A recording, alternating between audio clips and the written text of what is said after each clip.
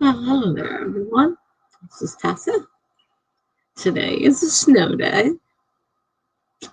My car is kind of snowed in. It wasn't a super bad storm, but after they plow your car in and all the people around you dump all their snow on your all around your car, and you walk with a walker, it makes you kind of snowbound. So I'm basically snowbound. I had to cancel my hair appointment tomorrow. Hi, Greg. Now my hair will not be cut tomorrow. It's going to be even longer. It's a mess. It's way too long. We're supposed to have snow tonight and Monday. So I don't know when this is all going to clear up. Thank you, Greg. I hope you have a good evening as well. I actually have the heat on. Hello, Annuel. How are you? Usually I have the heat on up here, but for some reason it's kind of cool tonight. And it's actually coming in, which is unusual for me. It doesn't usually come in. I don't turn the heater on very often during the winter because I'm on the 6th floor. Hi, Maggie. Wow, nice to see you. You're reading today. Just got a new book thanks to Stephanie Whitson. Oh, yeah, I saw that when she announced it. That was nice of her. That's great. And there's BA. Hi, BA. How are you? How is everybody doing? Since there's, what, 1, 2, 3, there are 4 of you here already. Plus me, there's 5. Um, like I said, we got snow, so I didn't go anywhere. And tomorrow I have appointments, but I don't think I'm going anywhere because it's still supposed to snow the rest of the night and all day tomorrow. And I'm already at this moment pretty much bound in by the snow. The plows, they clear the parking lot, but they push all the snow against the cars. And a couple of my neighbors dug out, thereby throwing the snow on both sides of my car. So I couldn't walk on that. Even if I was trying to walk without a walker, I couldn't walk on that. So I'm kind of bound in right now. And if I did pull out, someone would be sure to take that nicely cleared out spot. When I came back, it wouldn't be available. So it's kind of like I'm stuck here. So I'm busy, canceling what I can. Changed my hair appointment to next week. She wanted to do Saturday. I said, look, I'm not going to be out here Saturday, and there's another storm coming on top of it, plus the one on Monday. Next week, maybe. So she made it for next week. But, when I was younger, it was a different story. And I wasn't disabled, and I could shovel snow if I had to. Right now, I don't own a snow shovel, and physically, I can't. You can't do it. So I'm stuck here. So might as well make the best of it. My aide couldn't get here. So I was on my own tonight without the aide. Good thing I don't absolutely have to need her to totally survive because she doesn't come quite often. And any bit of snow and it's not coming. That's pretty much a given. They could be out on the road driving. I've told her before. She's called me and said, oh, I can't drive on the road. The roads are terrible. I said, Christina, I just came in. The roads are clear. I had no problem driving. Oh, no. My husband says they're icy. I can't drive. Yeah, I'm sure he told you that.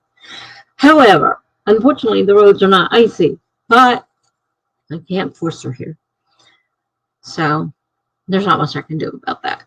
I just have to do what I have to do on my own, no matter how difficult it is.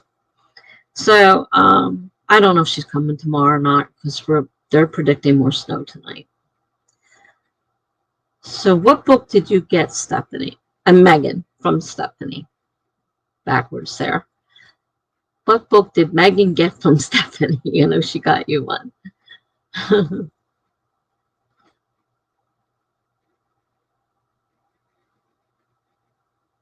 Oh, she's got to go feed the dogs. Okay.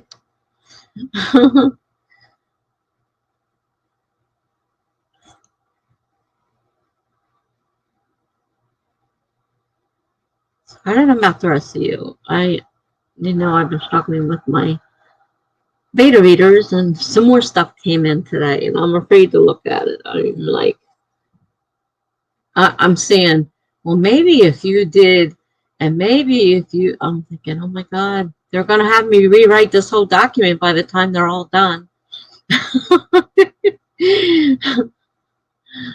Somebody told me that it's normal to feel like you're ready to quit, and that means it's good. And I'm like, right now, I'm ready to throw the whole thing out, really honestly.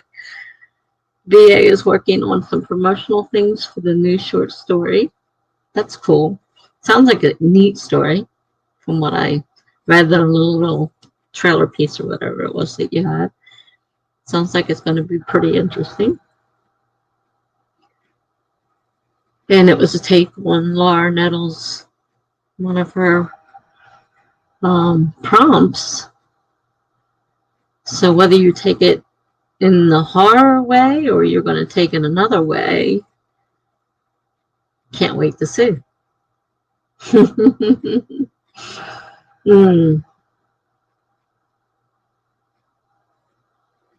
So I'm trying to figure out,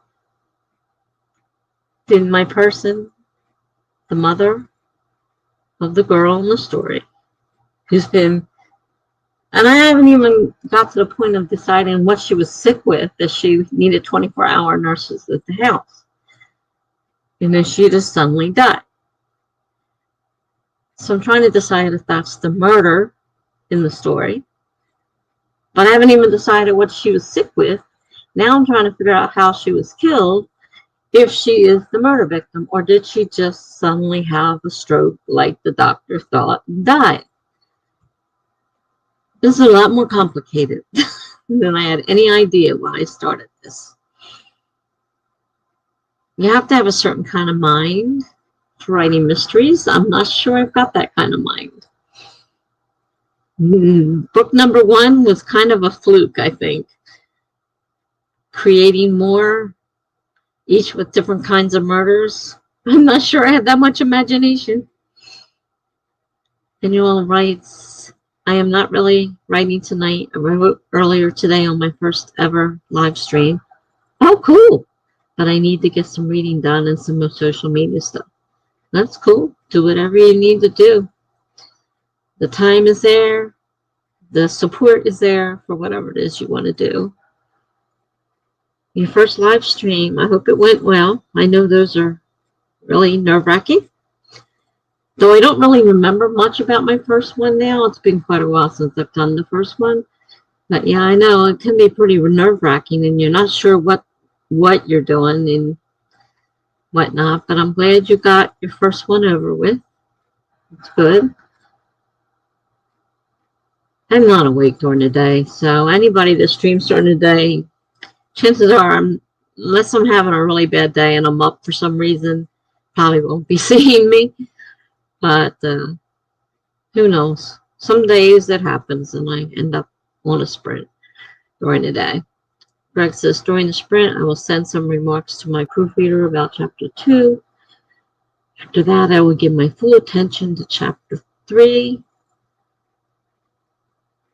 What you are talking about is, Greg says, I think, what all authors struggle with. My view is to do whatever leads to a more satisfying end. That depends on many factors. Craig then says you have the option of leaving it ambiguous, whether your character had a stroke or not. Yeah, I don't know. See, I do need a murder in this story.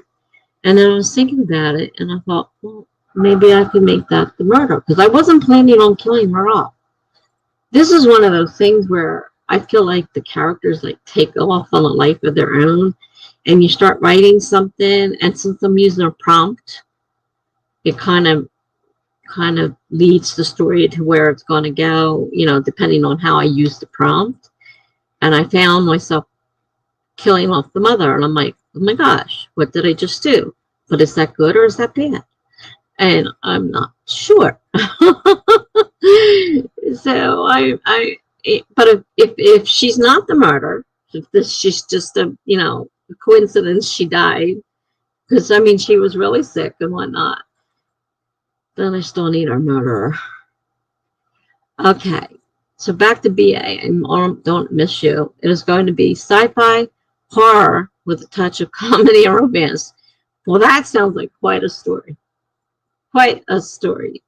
Good luck with that, BA. What a combination. Greg said, could it be stroke? Could a stroke be induced by spiking medication? Well, I was given by someone yesterday. It might even have been you. I don't know. Someone gave me methyl iodide as a way to kill somebody and make it look like a stroke. And I did a lot of research on it, and it can make it look like a stroke.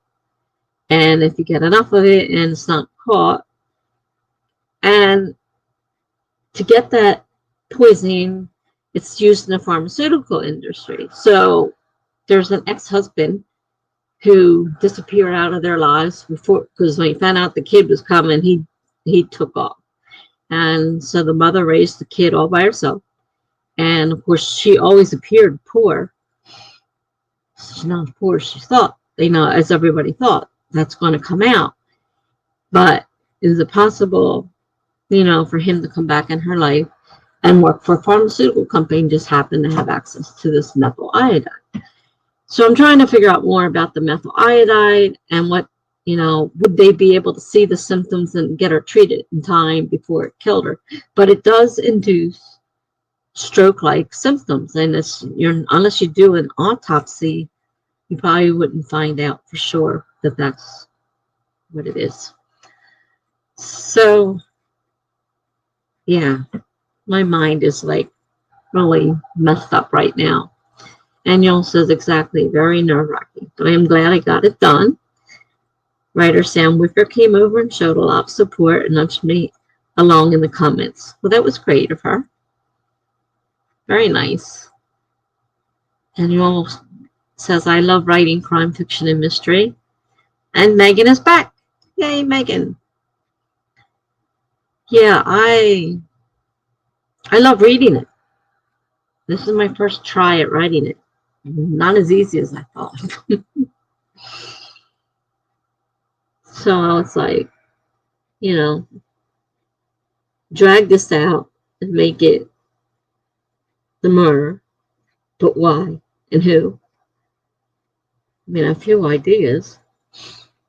Or do I come up with a completely different murder, of which I have no idea at this point? This one kind of dropped in my lap, and it wasn't planned on. It just kind of happened.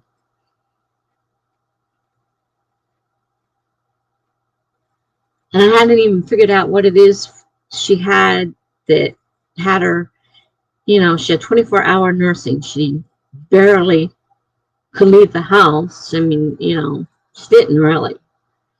She went to the hospital and came back. She was taken by ambulance and brought back, etc. But she had 24-hour nursing. The girl was worried that she, may not get to her wedding. She knew she wasn't coming to the reception, but she wanted her at least to come to her wedding. And then all of a sudden, the mother just dies. And coincidentally, which hasn't come up yet, left her money that the girl had no idea, because they lived so poorly. She thought they were very poor. Mother really had money. She had it hidden away for her when she was an adult in a trust fund. She just happened to be connected to the lawyer in the first book. He's the #1 lawyer in New Jersey. She just happens to be his #1 lawyer in the firm. And he supported her when she got ill and, set up all these trust funds and stuff for the kid. And, made sure she was taken care of because he really kind of cared for her. Kind of backstory, I guess. Didn't really come out in the book, but it's coming out, like in my mind. This is all this is what I see happening. So I don't know. Greg says, also, I bought some books recently. The Spook's Secret and The Name of the Wind. Interesting. I thought the wind was called Mariah. No, I know that's a song or something.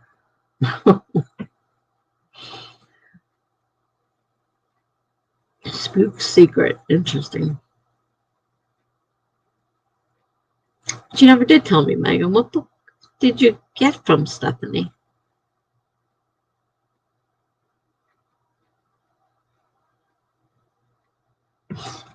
And I was surprised to hear you were looking for work again. I didn't realize you weren't still at the same job. Can't blame you for what you told me. I can't blame you for not being there. When you said you had a hit, on the job, I'm like, wait a minute.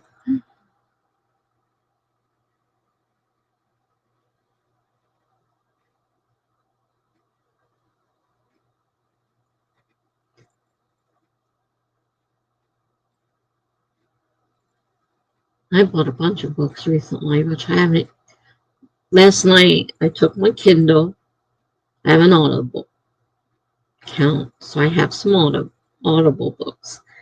And this one, I have several on writing. So I started it, and I'm sitting there. I don't know how long before I fell asleep, but I kept waking up, and I hear a little bit more, and then I fall asleep. Like, that was totally worthless, because unless I absorbed it from sleeping, I have no clue what that book was about. That's what happens if I try to lay down and listen to an audible book, an audio book. Forget it. I'm asleep. I listen to the same chapter over and over just to get through one. Because I bought one on how to do a bullet journal, and I'm listening to it, and I kept falling asleep at the same spot. I'm like, I'm never going to get going. I'm never going to get past this place. I had to, get up, and sit up and try to make myself not comfortable enough to fall asleep.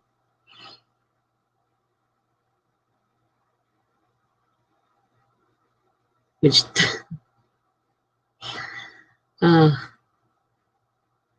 plus I'm in the middle of trying to get my McAfee straightened out.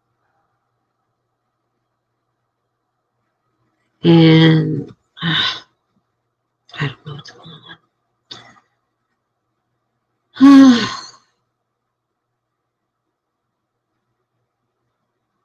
Because I thought I had McAfee. And I do have part of McAfee. I don't have the virus part of McAfee.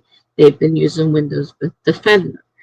And the one that came with my computer, it expired. Well, since I didn't use that link, I got a special on my other link. So I took that, but it's not connected to this one on my computer. So I still get the thing telling me it's expired. And I don't know how to get rid of it. Stop it from doing that. I have McAfee, people. Though these people over here don't know from these people over here that I have McAfee. All right. How about we do a sprint?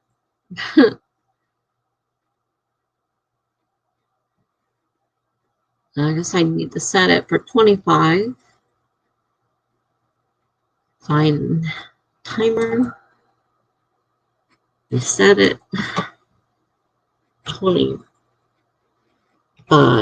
Can't see the numbers. And we're going to start in 5, 4, 3, 2, 1. Go.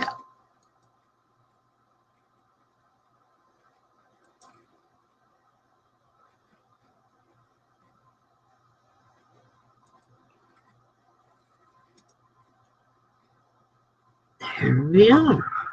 All right.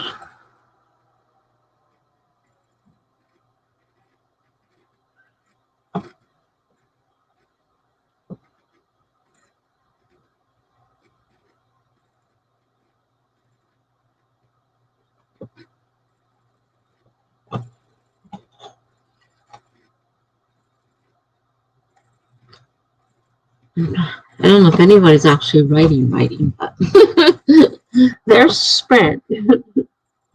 Whatever you're going to do.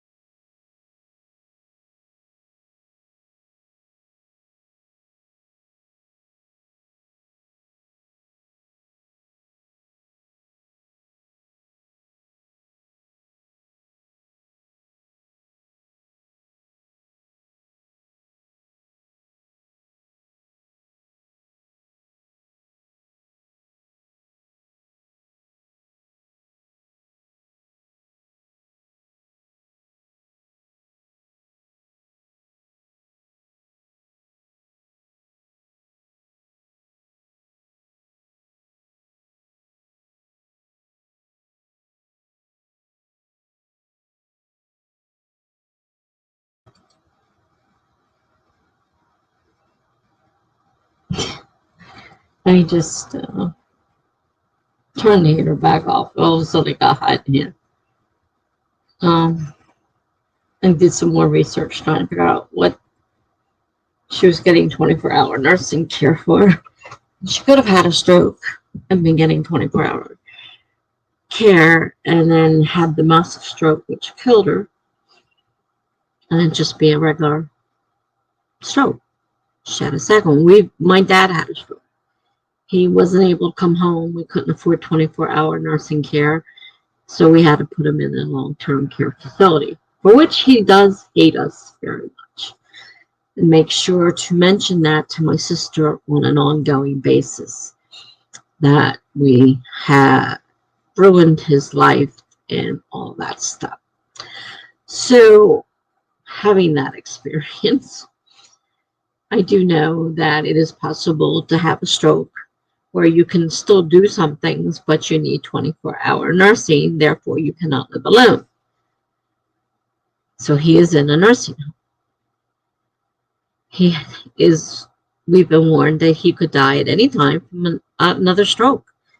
He had many strokes beforehand that we didn't even know about, because when they started, taking MRIs and stuff of his brain, they had seen numerous signs of strokes, and he didn't tell us that he was falling all the time and stuff like that. He wouldn't tell us anything. So we didn't know that he was in such danger of having a major stroke, and that stroke brought him down.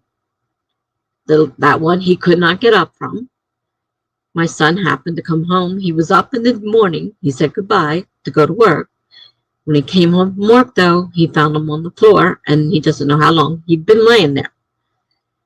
By the time they got him to the hospital, they said there's nothing they could do to reverse it. It was too late. And if they catch it as soon as the stroke hits, sometimes they can reverse certain actions. So I do know that his prognosis was, if he was to go home, he would need 24-hour nursing care. And that wasn't an option. So he went into the long-term care. And like I said, he definitely makes it known exactly how he feels about that. That aside, we had no choice. We had to do what was best for him. We're not nurses. We cannot put our whole lives on hold, even if we were nurses, just to take care of him 24 hours a day. It's just not possible. So, trying to explain that to a stroke patient doesn't work very well. All he can focus on is how terrible it is where he is, and it's all our fault, and we're terrible people. We hate him. You know how it goes. So, it is possible for this woman to have had an intermediate type stroke that brought her down, so she couldn't do regular,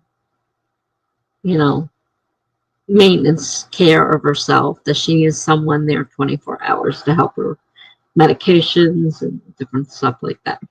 Keeping her clean, and, all the stuff that is done by the nursing home would be done by a nurse in a house. So that is possible. It is possible to have another stroke.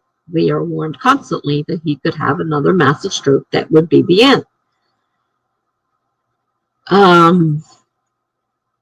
We all know his thoughts on that. He wants to die. He tells us on a frequent basis. I don't like thinking about that thought, but I know I know, obviously, at almost 89 years old, and having had a stroke 3 years ago, over 3 years now, we're going on close to 3.5. Wow, we're about 3.5 now. He's going to have another stroke. Possibly. That may be the end. Or maybe that heart attack he didn't die from, that he had twice when he was around 60. 59 and 61, he had heart attacks he did not die from. Maybe his heart attacks will catch up with him. Who knows? He's old. He's almost 89. Right now, his body is still fairly strong, aside from his brain, which unfortunately is damaged. And that's the problem. So, using my life experiences as well as what I'm finding online, it is possible that she was home being cared for stroke and that she did die of a massive stroke. So whether I bring, foul play into it or not is still up to me. That's a little bit harder. But there are things out there that mimic stroke. So I do know that much. Let's see. What did you guys manage to do? Greg says, I think I might have to buy more pens soon. Uh-oh. If somebody's his ears will prick up and he'll be here momentarily. I have a million pens. Oh, I'm virus free. Thank you so much for telling me that. I'm so happy to know that I am virus free. Isn't that great? Okay.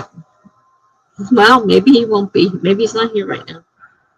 But pens, yeah. Pens will bring BA running.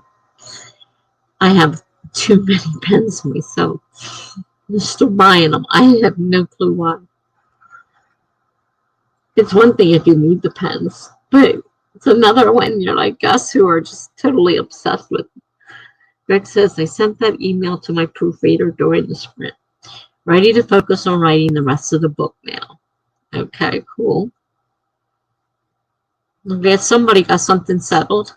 Ah, there he is. I knew it wouldn't be far. If he was anywhere in the vicinities, he'd be here. There he is. Pens. Yes, BA, he said that word. Pens. And then I made it worse by saying it out loud.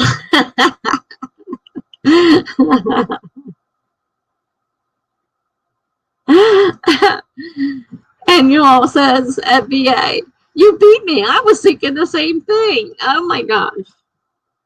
I think it's got to be a thing with the writers because we all have this thing with pens. Stationery. I love stationery stores. Oh, if I get in one, I am in big trouble. And Amazon just feeds that because I can just go on and order anything I want and it's there in a couple of days. Sometimes the same day, the next day. It's like, oh my gosh. So yeah, pens. The problem is I don't need these pens. I have gone pen crazy. Really, all kinds of pens. Well, I wanted to learn how to do lettering, and they need a certain kind of pen. And I'm not sure if I have the skill for that fancy lettering or not, but I got pens I can do it with. And a book that tells me how to do it, plus all the videos, of course, that are available. Anybody else get anything done? I just wish I knew what to do about this. Did she just have a stroke? And having, just had the stroke and all and think of something else for the murder? Then it'll be a lot easier to figure out than this is turning out to be. This is turning out to be a nightmare. A real nightmare. He said I started trying to figure out how many years I have in and if I should be getting my pay raise. But then I worked on promo stuff. Oh, gee. Megan says she read some of her new book. That's good. Neil says, I have way too many.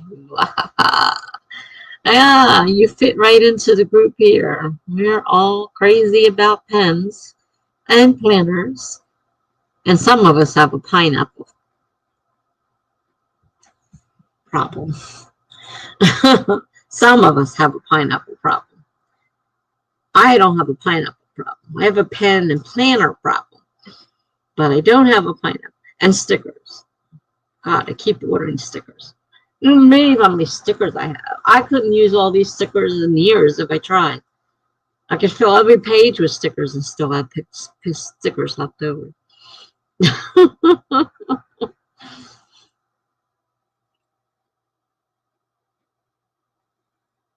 Oh no, BA said the annual. I got that backwards. Sorry. BA says it. I have way too many. Yes, he has way too many.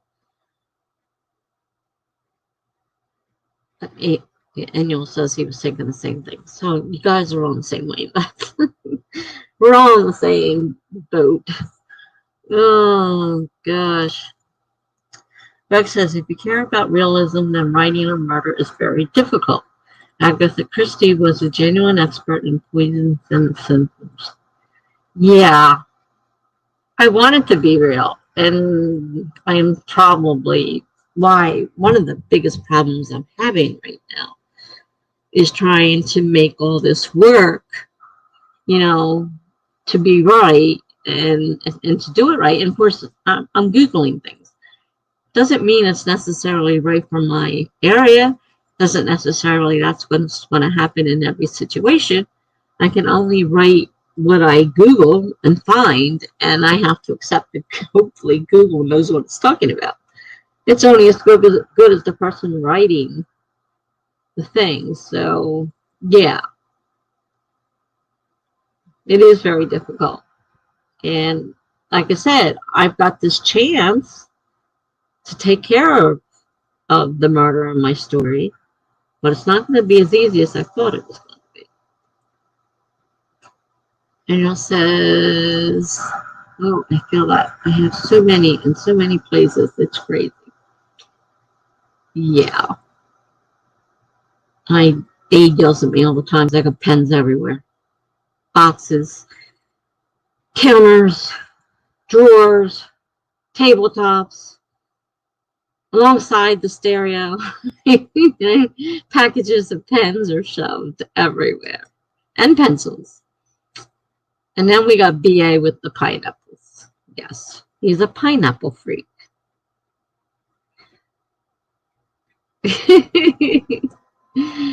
Greg says to BA, are they the cheap dollar kind? Or do you collect the fancy $200 fountain pens? Oh my gosh. I don't know about BA, but I use the Amazon cheapest ones I can find kind of deal. Don't have the money to be thrown away on pens. I still spend way too much money on. I don't know why I have so many pens, and why I have to buy so many pens.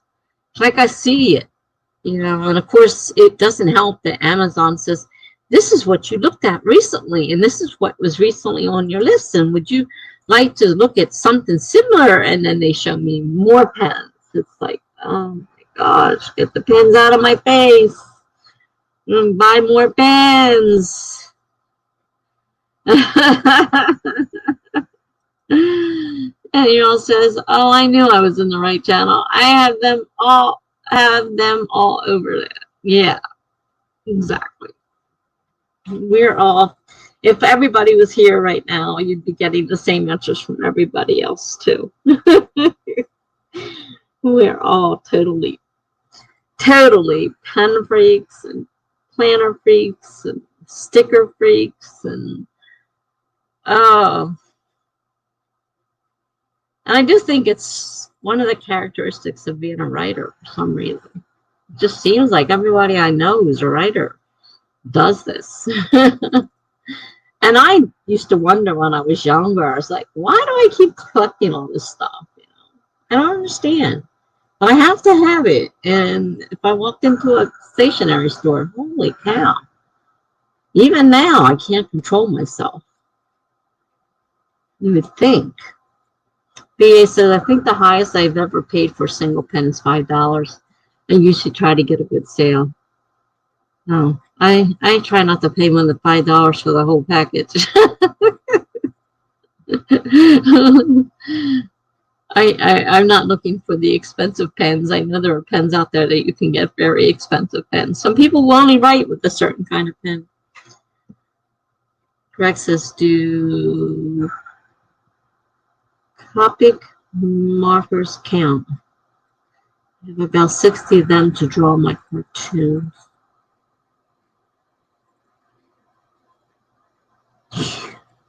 Oh, excuse me, sorry. Markers count as far as I'm concerned. Highlighters, markers. I have all kinds. I have flares. What do they call them? Like a marker. I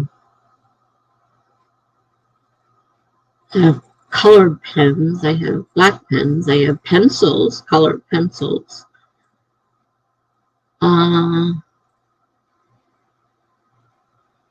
I just bought 36 colored pencils. 36 of them.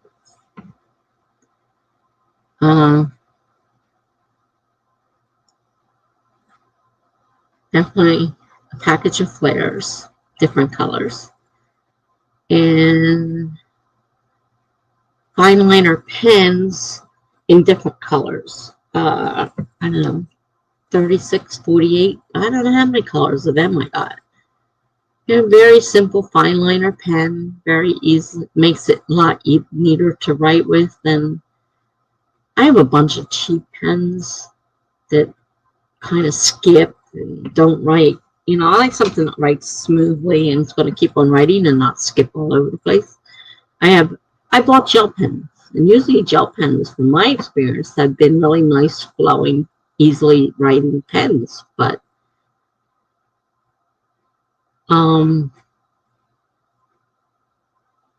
this particular package, and it wasn't cheap, it was a brand name.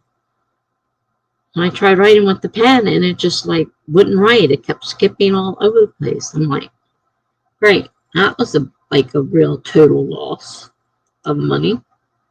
BA says, I use Master's Touch instead of Copic. They are less expensive. All right, so Copic must have been right, because BA knew what you were talking about.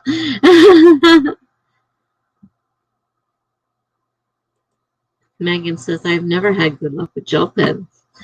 I had one set of gel pens, and they were good. But the ones I bought recently, and I bought several different companies' pens, so they're not all the same company, and they're lousy. They skip. They don't have a nice flowing, you know. And I know people that use gel pens to color with in coloring books.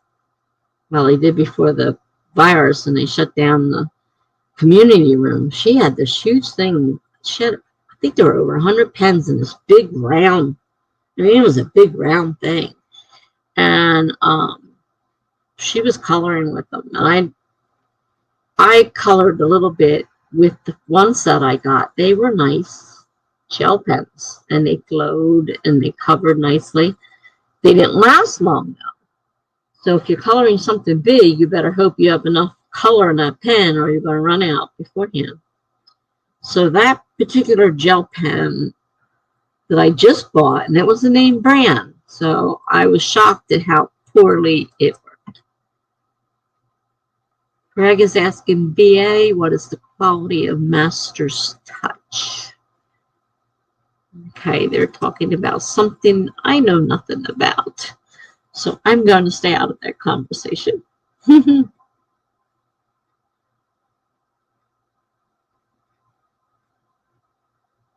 Not really sure what they are anyhow. Copic.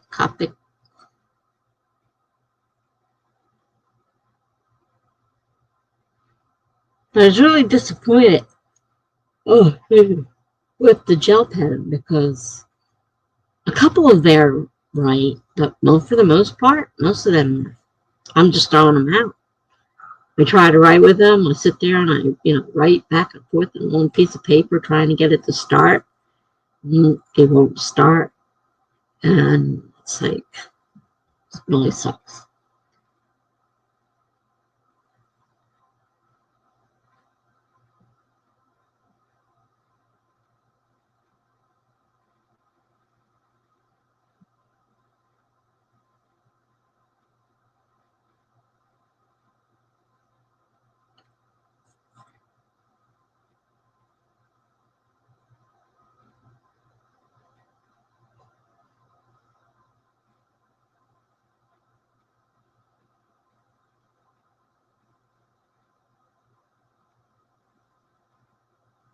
I'll probably just end up trying each one of those gel pens and throwing most of them away. If they're all the way the first one was, I don't even bother trying to send them back. That's not even worth it. I think I'll stay away from the gel pens though. These other ones, I think they're foreign. It looks like Japanese or something is written on the side.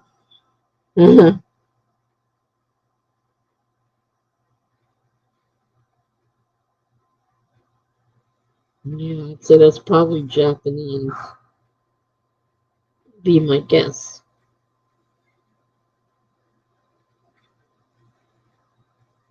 I know they're Tao something. Tao, and then another word. And they're fine line, and they're nice writing. And even and I have a ton of colors.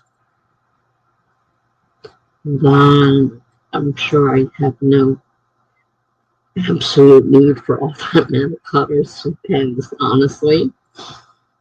Like I said, I could probably decorate my planners for the next probably 10 years or more, not need. I have so many stickers and pens and colored pens and colored pencils. You name it, I've got it. I have to plan my next plan with me page. This one's blank though. I don't have anything on it yet, so I can plan it from all the way down the whole page. Probably past the pages I did before here.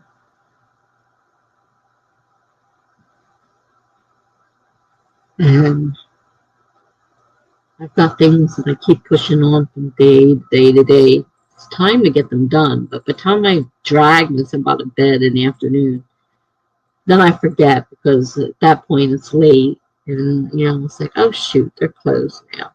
I can't call now. Not doing so well in that way.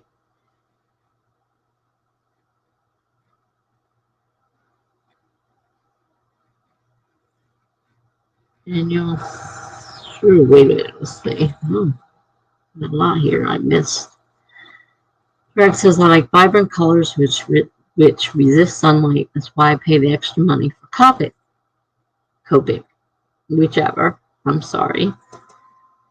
Daniel writes, I use Uniball 207 Impact Stick Roller Ball Gel Pen. I like them. I love how the fluid they write, but the cheaper pens, depending where you get them. Well, that one confused me. That one confused me. I see what he uses. I'm a little bit confused about the rest of the sentence. He uses a gel pen. I haven't had a lot of luck with gel pens myself. Just trying to find a pen that writes.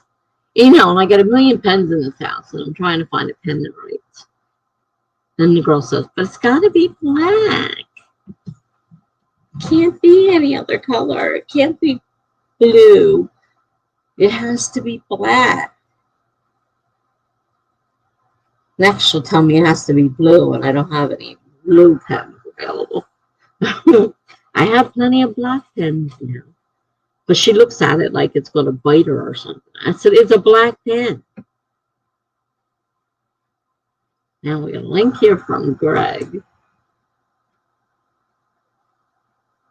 2 links here from Greg. I can't see them from here. I can see them. I cannot click on them. So I have to go out. Let's see. Let's click on the first link. Is this something that you've drawn, Greg? Be cool. Nice.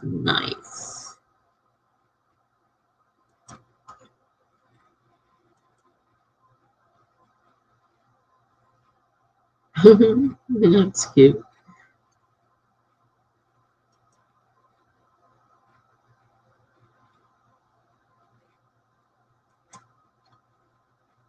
Yeah, that's neat. I like if you drew them, that's pretty cool.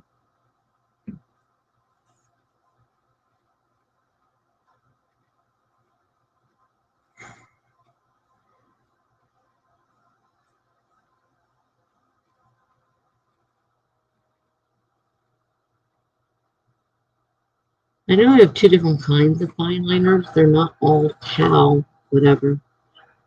There's another brand in there, I think, if I'm not mistaken. Same kind of pen. It looks almost identical.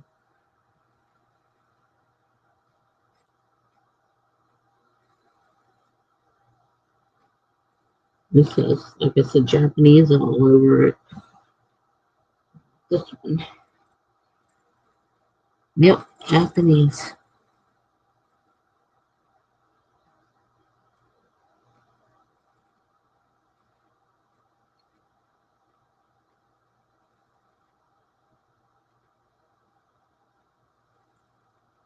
At least I'm guessing it's Japanese. I don't know all the little designs.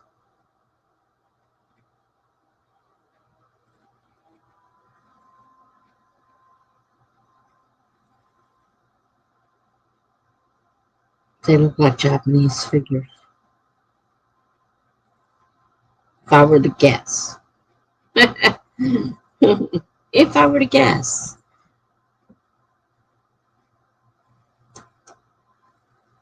And my cartoon's done with the Copic markers. Yeah, they look nice. Very nice. I agree with Danielle. I think they look nice too.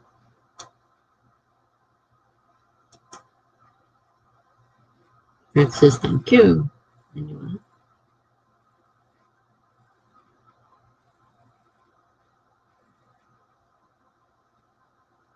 Yeah, I'm not a very good drawer.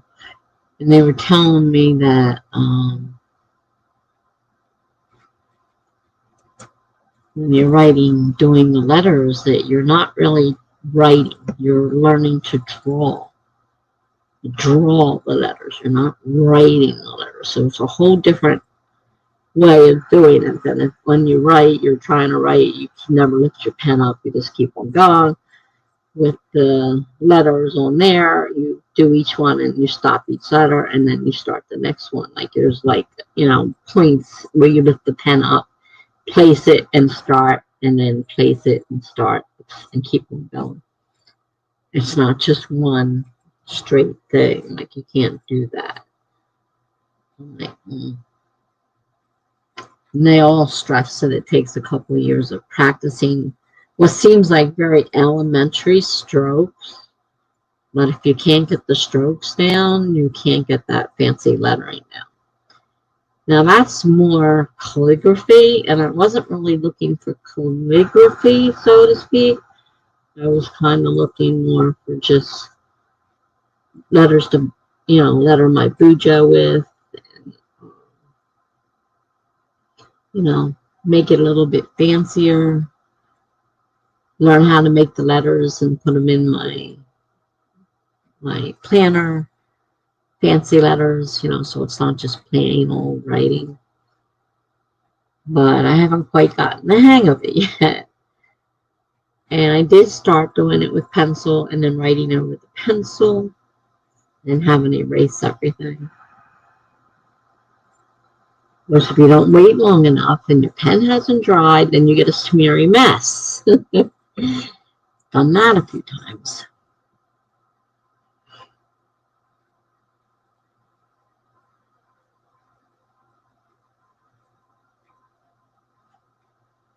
Well, I think it's time for another sprint.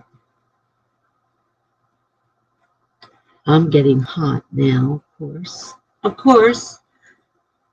Go from hot to hot to cold, and it's driving me up crazy. So I think we should do another sprint. And I still have to make a decision because I'm getting behind now because I stopped writing those daily daily prompts and I have to catch them all up. But I need to decide, is that the murder or not? Because, I mean, I could go and change it when I go to write it for the book, and I could just ignore that part and just write it as if she died. And then when I go to put it in the book, change it then, change the story up. This is just the basic story I'm writing that I'm going to base my book off of. So if it's not exactly the same, it's not a big deal. If I don't want to deal with that now and I want to continue writing my story, I can just have her dying from another stroke, massive stroke. And it was too quick to do anything about. They couldn't stop it. Especially because she's already had a stroke that was pretty bad. And she was bedridden. So I might just do that. And then I can decide later on in my story if I want to make that. Because I may come up with different ideas. The story goes on. And someone else in my maybe I want to kill somebody else. So let's start another sprint. Find my little old timer here. We set it to 25 minutes, starting in 5, 4, 3, 2, 1, go.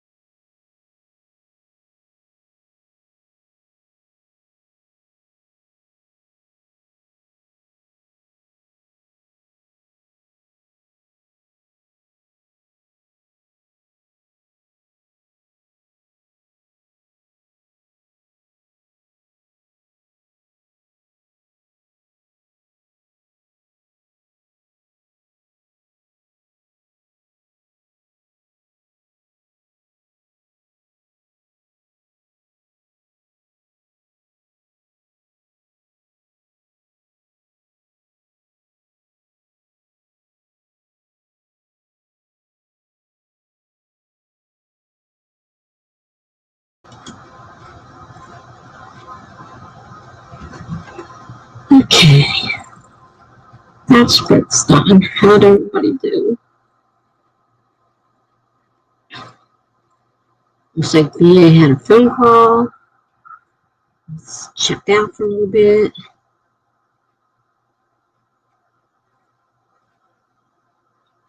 He looks Greg's drawings and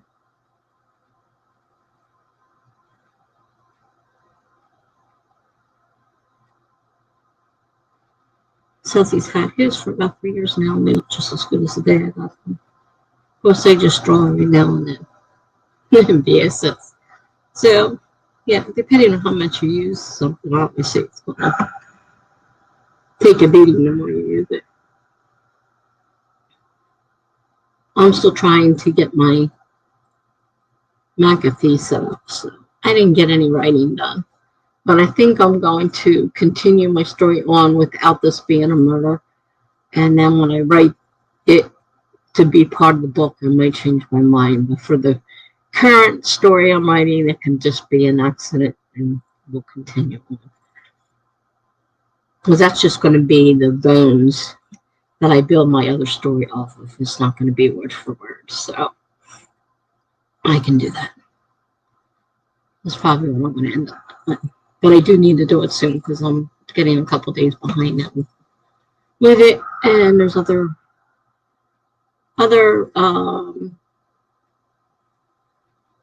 prompts I have to do.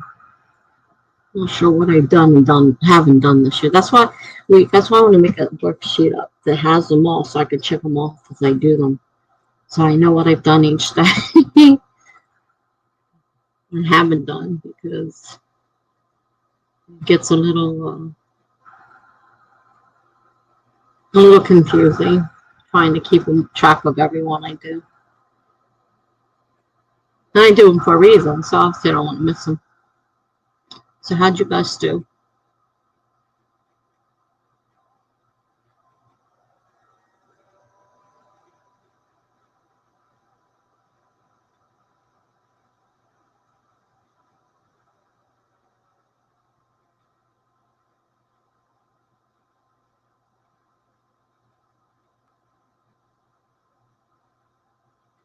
I had to shut the heater off. Definitely hot in here. Next I'll have the fan running because I can't stand the heat. I was freezing earlier. I don't know what's going on. All of a sudden got way too hot.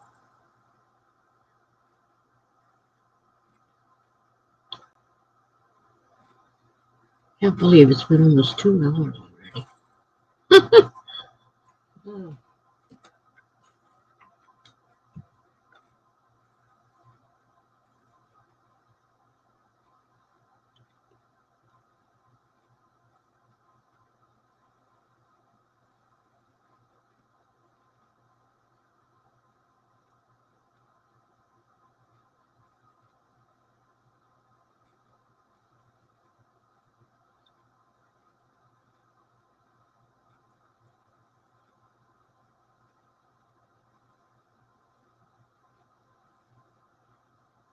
also something to eat.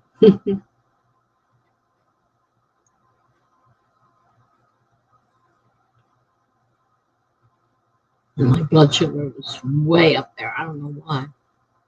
I'm pretty sure I took insulin, but I must not have taken enough because man was it high.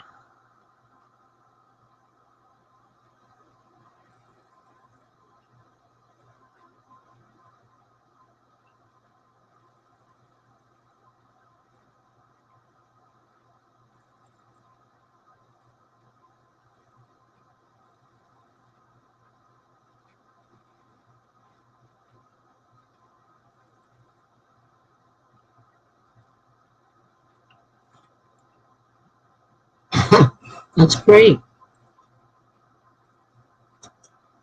I said I kept typing because I just made it past this 37K mark for my novel. Congratulations. Good job.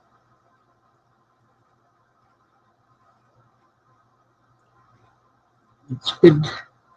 I know you were going to have a pretty long novel. Your plans were. So that's just what? The first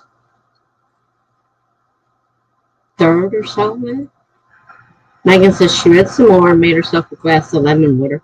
I'm not big on lemon myself, but I do at times have it because it's all that's available. But lemon water, I think my mom used to do that when we were sick. She gave us lemon water. I'm like, I don't like lemon. A little glass of water. It's not even lemonade. It's just lemon and a glass of water. Okay.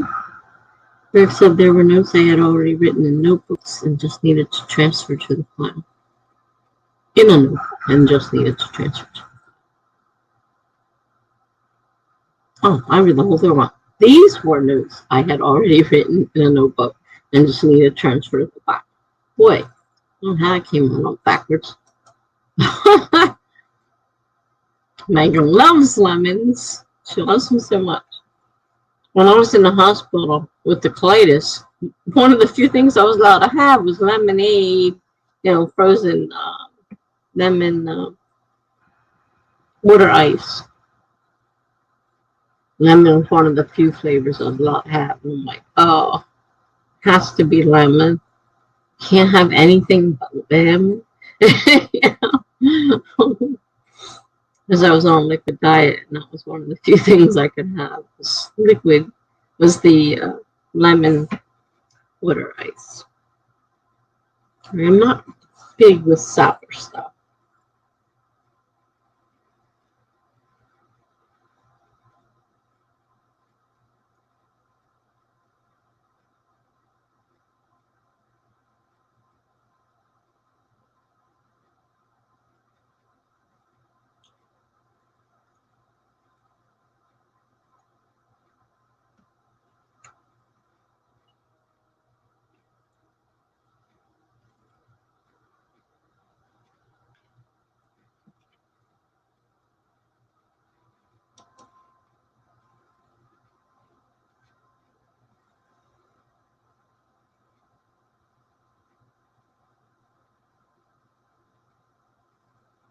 So we have BA, Megan, and Greg that I know.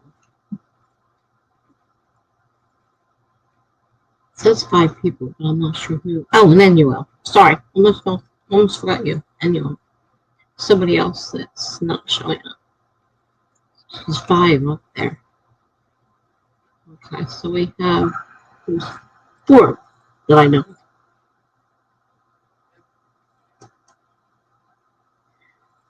As a kid, Megan says, we had a lemon tree in the backyard, so we were never without lemons. That's funny. A lemon tree.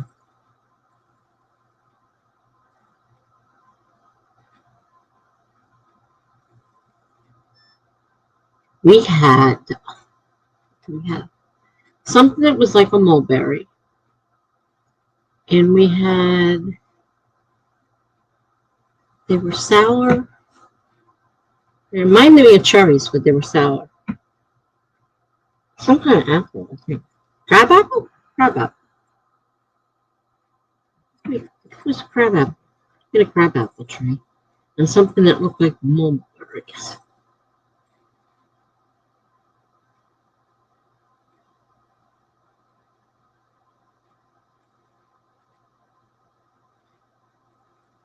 Those crab apples were sour, man.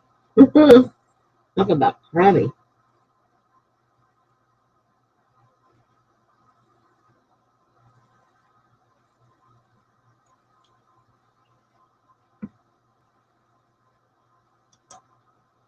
BA says, hi, my name is BA, and I am new here.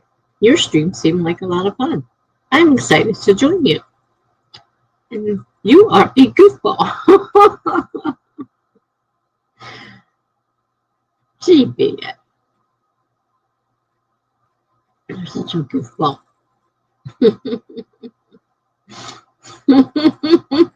Yeah, laugh your head off. You are so funny. Funny, funny, funny.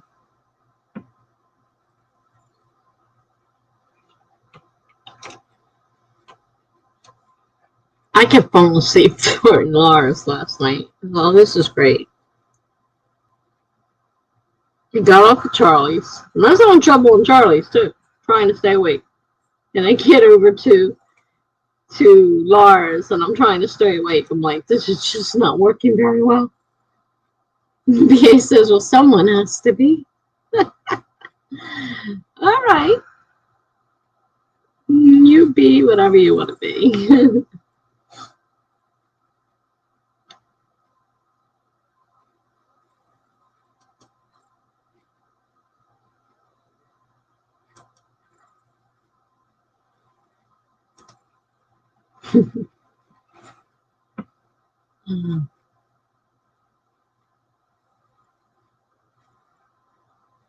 I got a couple more files in from my beta readers, and I'm like, I'm afraid to even look at them.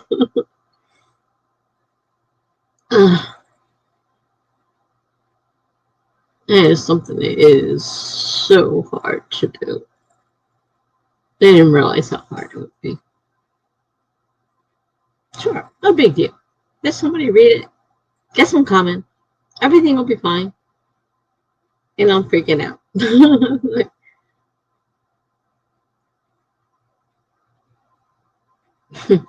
And everybody has different ideas. You guys, say to Megan, you were one of them. You guys all have different ideas.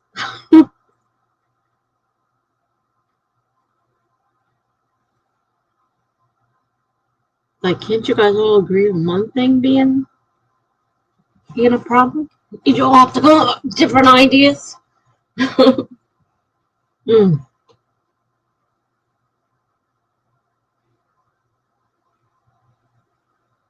Some things I fixed along the way because they were simple fixes, but some are rewrites. And I need to connect this book to that book somehow. So, have ideas. I don't have any energy. That's part of my problem.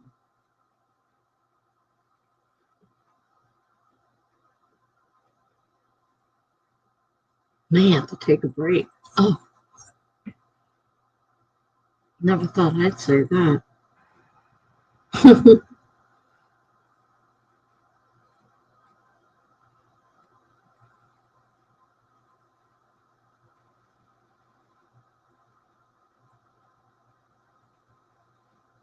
Plus, there's the tension of the worldwide right-on tension and waiting on when she announces who the hosts are, and I'm kind of like torn. Do I want to be a host or not? And then, then comes the next round. There's way too many people, so they have too many people for everything. So there's no way everybody's going to get picked. I mean, it's kind of like, and if they do the same thing next time, some people may get a second chance, or some people may not get a chance. And it seems to me whoever doesn't make it the first time should be put into the second drawing for the next set of worldwide. Because there's always new people coming along. But I don't know how she's planning on handling this. But she's got way too many people and not enough spots. So, not sure what's happening there yet. She hasn't made a decision. B says, I was listening to a song the other day, I Believe I Can Fly. So I thought, hey, you know what? I believe I can fly. All I can say is, don't recommend trying to fly. Yeah, I remember the song I Believe I Can Fly too. But I never had the idea that I could really, really do it. Unlike, obviously, some people.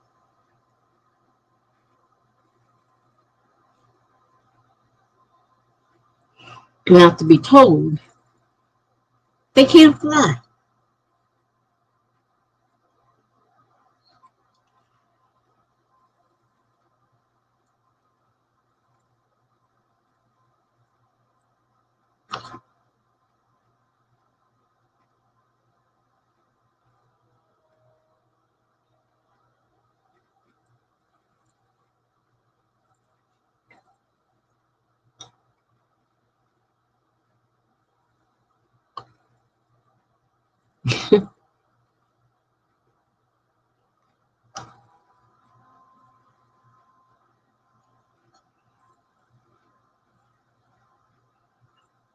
Well, guess we'll put another timer on.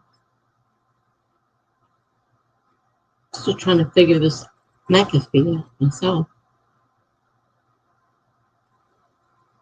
And it looks like I'm going to have to retype in all the information I put in the other one, because this is another version, of course. So all that information I typed in will not have to be typed in for this one. Yippee. Yippee skippy, as I say. Should have given my creature wings. Would have helped. BA, it would have helped. Definitely would help to give the creature wings. Yes. All right, so let's start another timer. 25 minutes. Start in 5, 4, 3, 2, 1, go.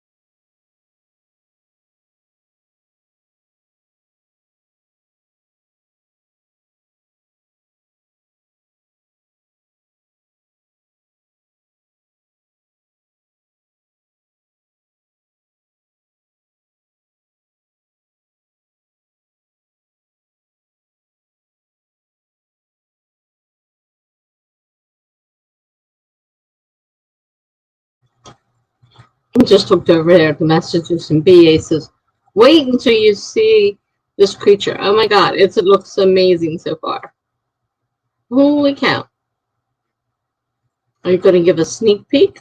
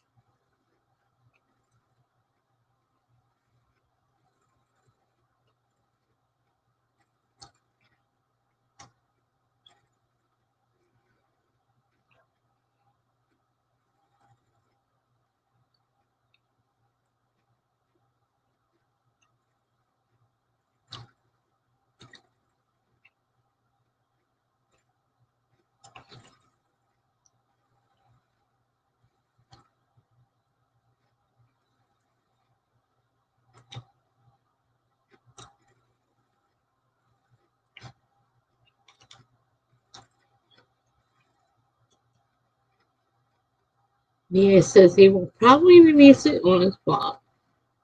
And then I may get a chance to see it. Cool.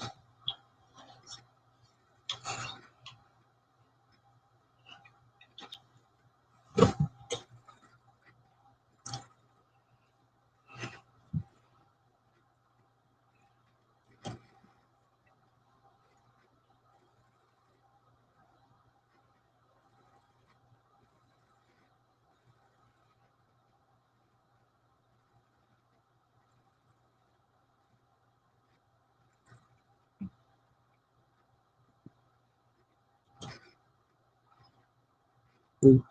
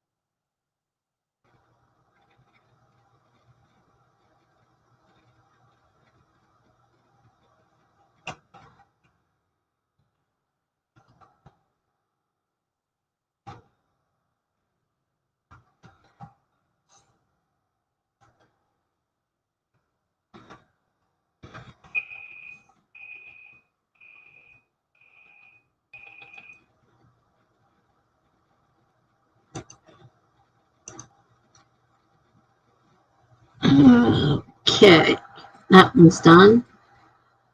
Megan's off to watch Gilmore Girls with her boyfriend. Okay. See you later, Megan. And let's see. I'm still messing with McAfee. I can't get back to where I was. I'm not exactly sure what I'm doing. Not as easy as it looks. Sometimes these programs are complicated. It may seem easy, but it's complicated. So how did everybody do?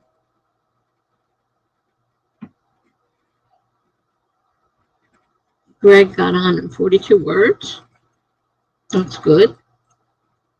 142 words more than I got. I was planning on writing this one, but I'm still struggling with this stupid McAfee.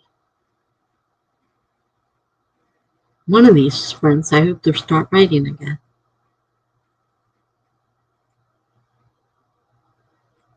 Anybody else get anything done?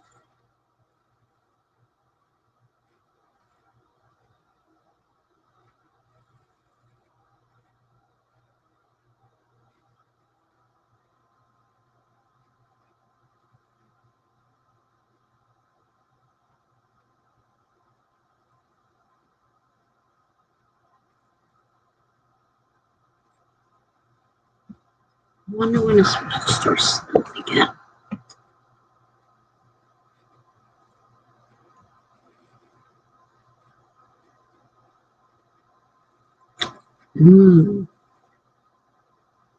Shortly. A little bit. Doesn't look too promising. Cut off for a few hours and start again a few hours later. Start picking up. Popping back down. And by 7 o'clock. Tomorrow doesn't look like it's going to add too much to the mess out there that we have. Just enough to make things difficult for me. I'm not going to try climbing over all that stupid snow that everybody dumped in front of my car. Not only did the snowplow dump it in there, but the two people next to me drove out. They shoveled everything out of their way into my lot, into my spot. So, don't think I'm going anywhere. Just can't get over that mess. I'm not going to kill myself just to go give them a drug test. I already canceled my hair appointment. That's next week. Let's hope things clear up by then. Because my hair's getting so doggone long. B says, well, I was going to write, but I just read back through the first 2 scenes of my short story. And I looked at my outline to see what I planned for scene 3. Well, sometimes you got to read back through the story to get an idea before you can move forward. So I guess, it's certainly productive. Right? Hey. Hi, Dee Dee. How are you?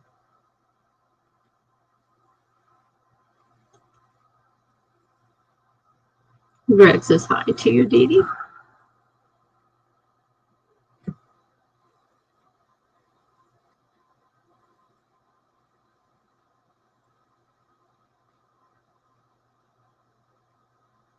We got a little bit of writing going on here today. Not much. And there's Courtney. Hi, Courtney.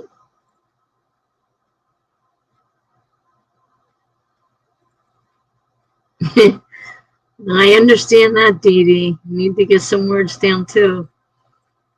I spent days wasting time trying to figure out if I should make this a murder or not. And I don't need to decide right this minute. I'm writing a story that I'm going to base my second book off of, but the story can do what it wants to do. So why am I wasting all my time trying to figure out something that's very difficult? Murder's not easy. I'd never make a good murderer. Oh, dear Lord. All the planning, all the things you have to know. It's got more. I don't have enough brains for all that stuff. Too much for me. So I hear you. We need to get some marks there. I haven't written anything, and now I'm struggling with McAfee, trying to get it installed on my computer and get it synced up with the other one, so it stops telling me I am not covered and to buy, which I'm getting tired of the message. When I have McAfee, which actually I just ended up buying a different one. So I had a few months left, but now I have a whole nother one. And then I got 2 years really cheap. So considering what it normally costs, I would never make a good murderer. We are all very relieved, Tessa.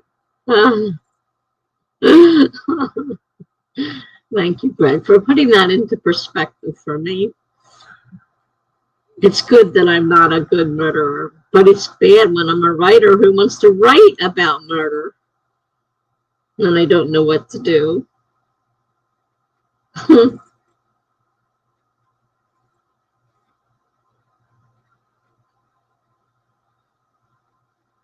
I don't know.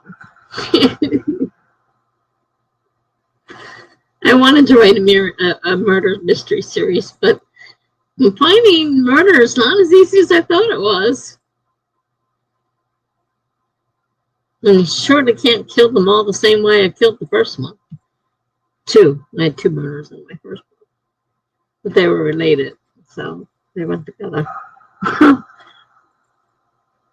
But yeah, I mean, obviously I just can't kill them all the same way. That would be a little bit weird if, gee, all the murders in this town were committed by different people, yet they all use the same murder item, weapon and, way of doing things. Oh, gee. Indeed, he said, imagine a new person just entering during this conversation. Yes. Well, actually, you and Courtney popped in about the same time. So right about the time Greg starts saying that about me being that he's very relieved that I would never make a good murderer.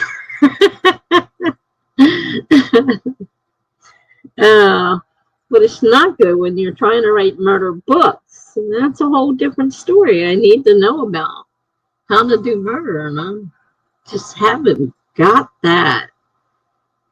So part of me is saying, I had all these plans. I'm going to make this, and now the other part of me is saying, yeah, sure you are. How are you going to figure out who to murder and how to murder, all this stuff, and then how they, get themselves caught. There's a lot to murder. I'm used to just reading mystery books. They're easy. They seem easy enough. Writing them's not that easy. Really not that easy. Oh my goodness. Yeah. So the one I've been struggling with, I think I may just go a different route for now. I have a dead body, and I thought of maybe making that the murder victim in my story, because the story is eventually going to be book 2. And there are ways. And I've done a lot of research. And I've had a lot of help from my people in my stream who've helped me with ideas. I'm trying to tie it all together. And then I'm just like, I'm not sure I can do this. I don't know how to go about and move forward with the murder and all that stuff. But I can do the story that I originally started writing because it's on my blog. It's a story on my blog. I don't have to have murder in that. So it can just be an accidental death for now. And when I decide what I'm going to do for the book part of it, whether I leave that part in or take it out.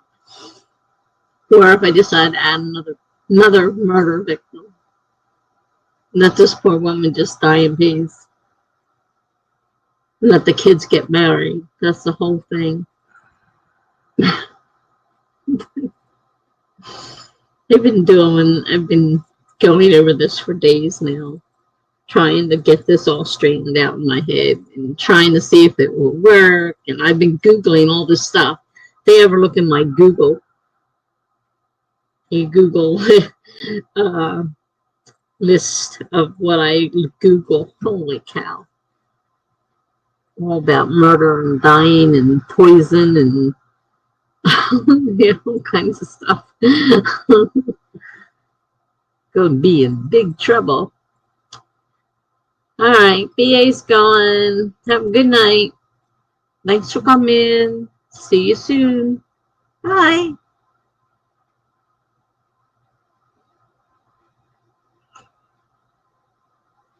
Some of my early people are leaving, and I got another couple coming in.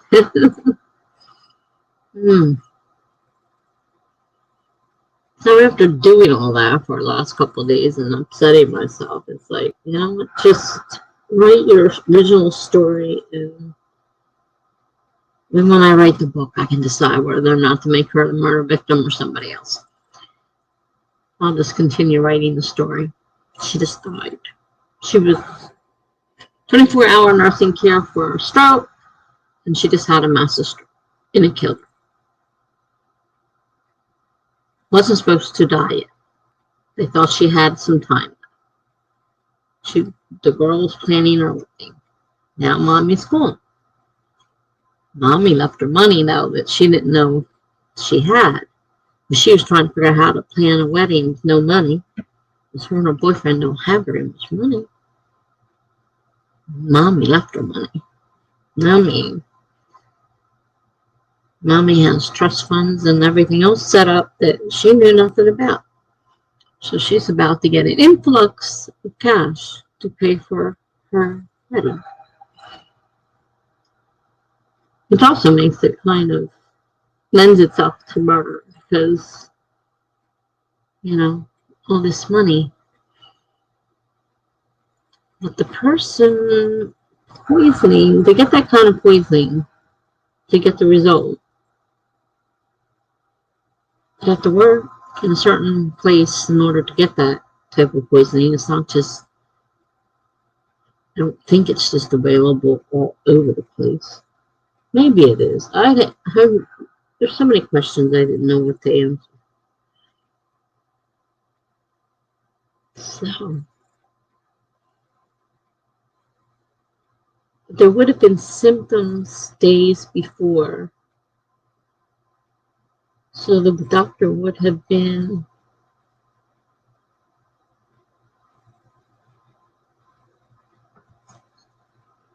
can't read my writing.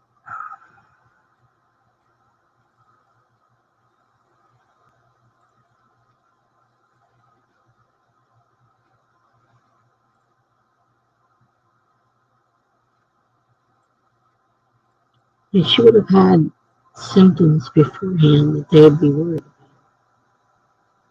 about. This is a drug that's can be covered up and thought of. The results could be like a stroke, unless you were expecting something else.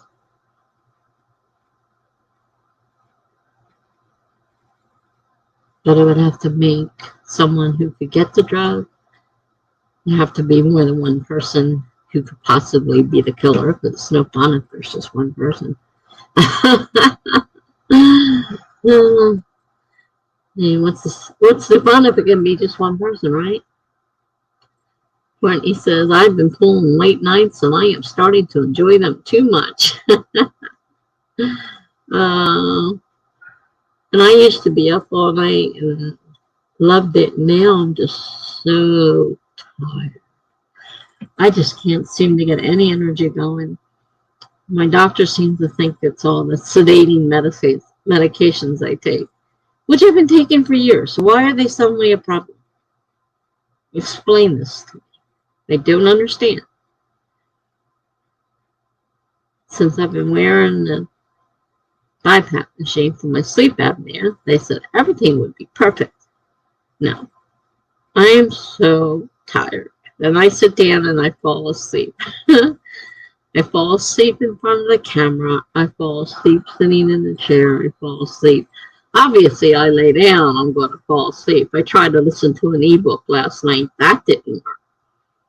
I don't even know where I stopped listening. I couldn't tell you anything about the book, so it must have been pretty near the beginning. I just fell asleep. I said, well, knew that was going to happen. I laid down with it. I should have sat up. But I used to be a night owl, and that used to be something that I always did, and it wasn't a problem. Now, I am older, but still, really. The whole idea was this BiPAP was supposed to make things easier on me, and I honestly feel tired. I feel more tired now than I did before I got the BiPAP. I don't know. Sure, I'll probably never know. Just keeping them going as long as I can. And if I have to take a break, I may have to take a break. I don't know. I don't want to take a break. But I'm so exhausted. So let's see. We've lost a couple people, gained a couple people. All right. So are we ready to do another sprint? I still need to figure out what I'm doing with the Storm McAfee.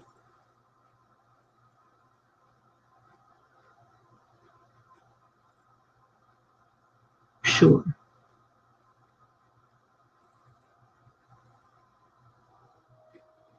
I'm going to put the sprints back on 30, by the way, because Megan's one always wants 25, so I put them on 25 for her. But I prefer 30. And most of the people have been doing 30 with me, so I'm going to put the timer back on 30 minutes. And I'm going to... Edie says, sure, I hope you have more luck with McAfee and the murdering. Yeah, both of them are driving me crazy right now. Maybe I should murder the McAfee. There we go. Murder the McAfee. Can't put me in jail for that. It's just a computer program. All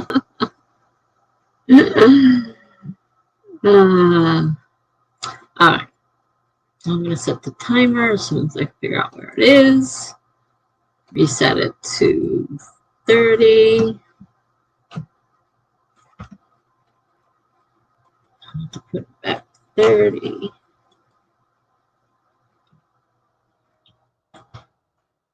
Can't do it in large. Okay. I'm going to start in 5, 4, 3, 2, 1, go.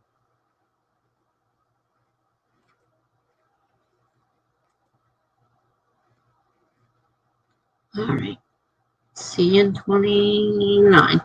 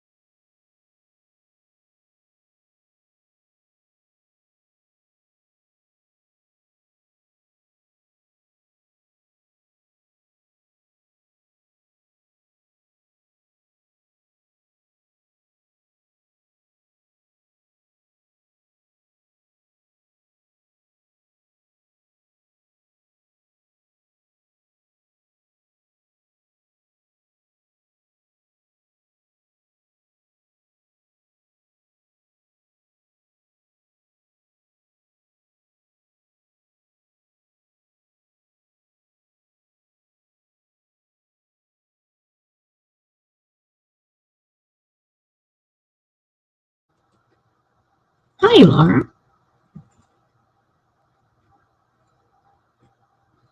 Timer's about to go off. Gotta keep my eye on it. Laura says, just wrote another flash fiction during a dark fiction writers of Toronto meeting tonight. Fun times. The first theme was letters. Second one was rust. Laura says, I'm really proud of my rust one. It's going up on my blog on Saturday. Cool. Sounds great. It's like a lot of fun.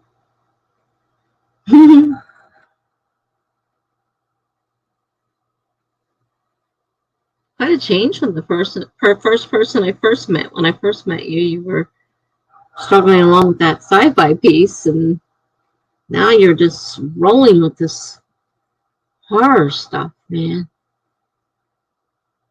which I prefer to sci-fi, so definitely.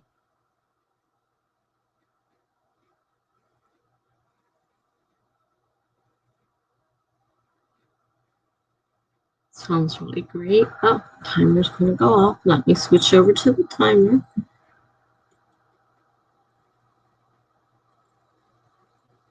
I will be back there as soon as I turn it off.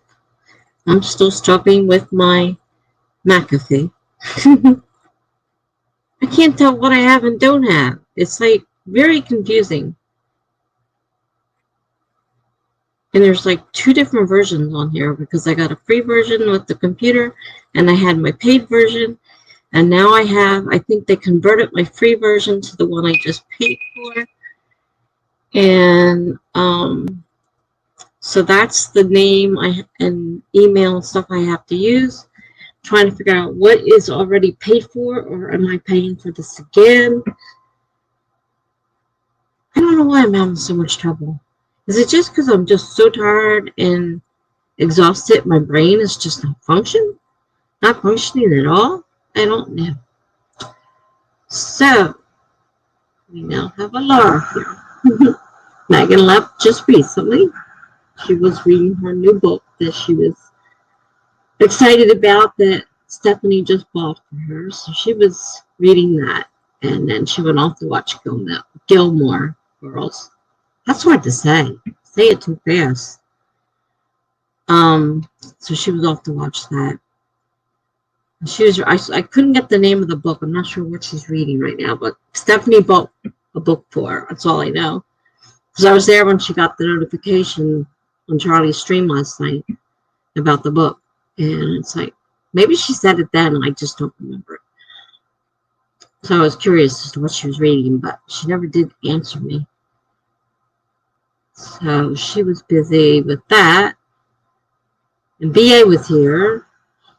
He's working on his new short story and creating a monster, I guess, for the short story.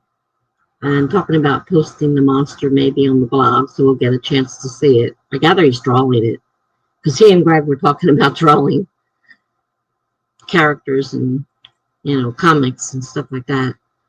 And he was talking about his monster, so I'm assuming he's drawing his monster. I mean, how else could he post it to? How else could he post it if he wasn't drawing it? So, well, look who we got here. Hello, Alion. Just jumped in. Yeah, you did. Surprised me. Hope all are fine. I believe we are all okay. Except me. I'm sitting here fighting with McAfee. I'm fighting with something.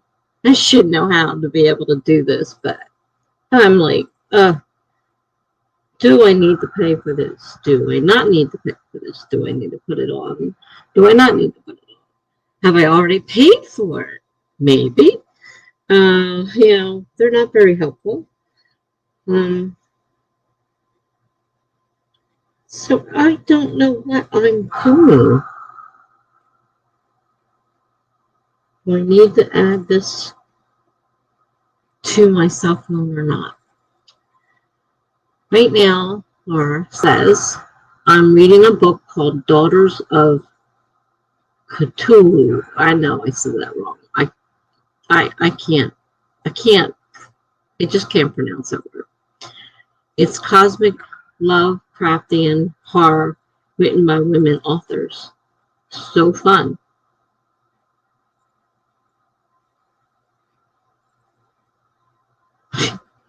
You have too many moderators, so must all my subscribers. Well, they didn't start out that way. I started out, I had none, and everybody else I know had tons and tons of subscribers. Somebody just said last night they just made everybody that was on screen as a moderator and just be done with it. So, and basically all that moderator does is give them a chance to post links, which you can't do if you don't have that little wrench. You can't post links. So, well, here's Blue. Hi, Blue. Just talking about blue wrenches, and then Blue appears. Hi, Blue.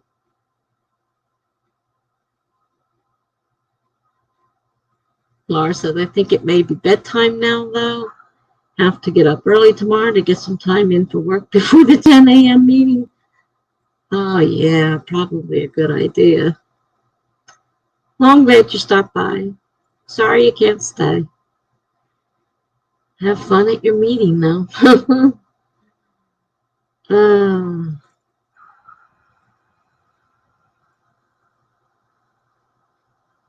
Nighty-night.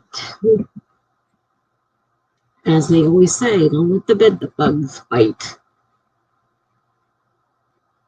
And that really, in this place I live, is a possibility. So I don't live in the best place in the world, that's for sure.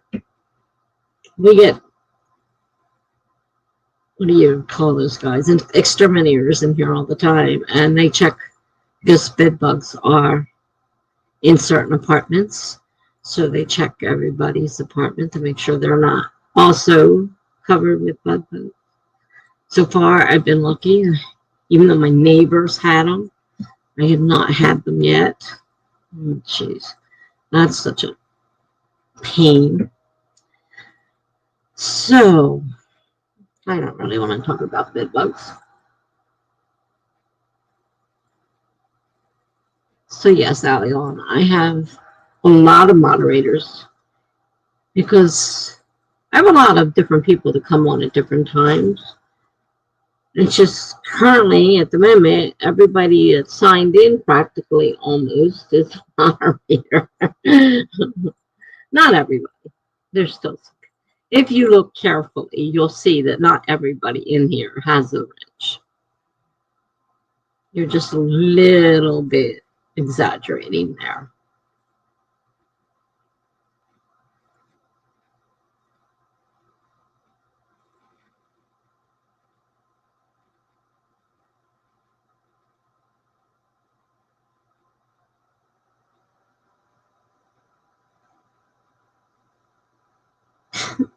There's a moderator badge for the one not having.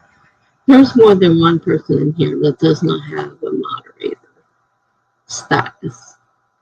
The ones that do, we're posting links. And the only way to post a link in here is with the moderator status. So those people got links, and I don't take them away. I give them a link, and I let them keep it. I give them the moderator status, I let them keep it after they post their whatever they're posting. I do not take it back away again. And this way, it's like the person said last night, I might as well just give everybody a wrench, and then I don't have to worry about that person saying, can I have a wrench? I want to post something. Just post it. So, yeah, a few of the people in here have wrenches. So,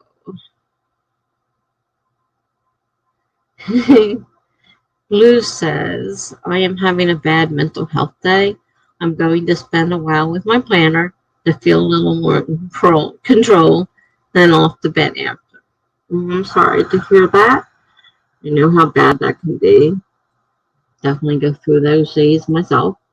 Not having a very good week this week, so I can certainly understand that. Hope you find some control in your planner. Dee Dee says, I'm so YouTube stupid. That's what the wrenches are for. Dee Dee, I was doing live streams and I had no clue what the wrenches were for either. And I had the power to give them out, but I didn't know what they were. So when somebody told me that I needed to give somebody, the wrench so they could post one of their things, I'm like, wrench? You mean that's what that blue thing is? I have one on a couple sites, or one site anyhow. I don't know about a couple. I definitely have Charlie's sites, Charlie Dorset's sites. But yeah, that's what the wrenches are for. So if you need to post something and it has a link in it, you have to have the wrench or you can't post it. It won't let you. YouTube is like that. Dee Dee says, I hope you feel better, Blue. Courtney says to Blue at the Blue Patel show, glad I'm not the only one who turns to my planner when things are getting chaotic. Helps me feel centered. Wow. I never thought of that. For me, the planner is kind of added to my upset. I never feel in control of anything, even with the planner. The planner just hopefully helps me get someplace on time. Leon says you can take it back. Yes, I can take it back. I'm pretty sure that if I go to the way I put it on, I could probably reverse it. Not that I have any reason to. I don't have any reason to take it away from the people I've given it to.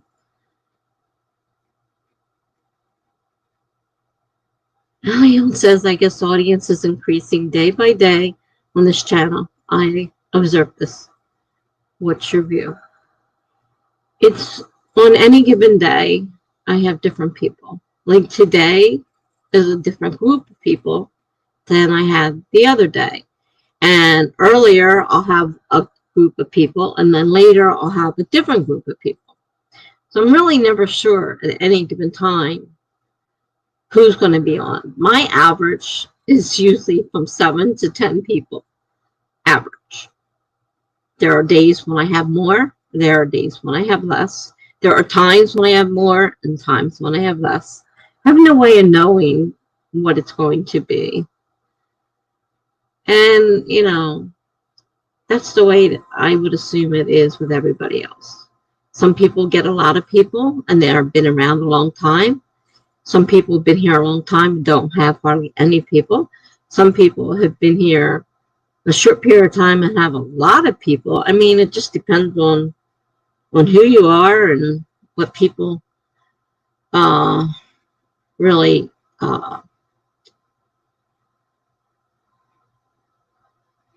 what they're looking for in a live stream. I mean, sometimes people are looking for something that someone else can't give them.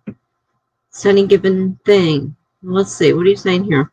Moderator can remove any person, give time out to some person, remove any comment, links, etc. Pretty much, yeah, I'd say pretty much. I don't know if they have the full control that I have. Moderators that help keep out the people that are trolling. We do get trolls in here. And they come on and they post a bunch of garbage. And I have to go in and delete it.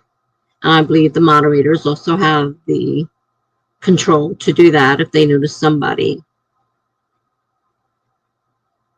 come in that shouldn't be here. Blue says, personally, I need more mods. I've been dealing with cyberbullying really bad since April. Now that would be rough. Cyberbullying. All I get is people posting stupid nonsense. And in my comments, they post, of course, pornographic stuff. and those I have to delete out of there. Some of them YouTube deletes automatically. It'll come through on my email as you have a, this comment, and when I look at it, I'm like, oh. And then when I go to remove it, YouTube's already taken care of it. So I didn't realize you were dealing with cyberbullying. I'm sorry to hear that.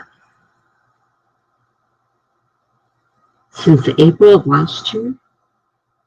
Gee, that's a long time. For the most part, they leave me alone. They only bother me every now and then. It's usually just a pornographic link. Quickly and easily dealt with. As far as, yes, Allie, she does have a channel. If you look up her name, that's her.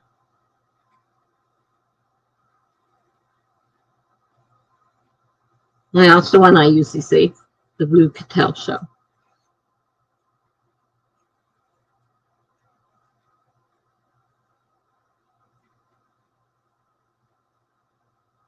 Did you work today, Blue?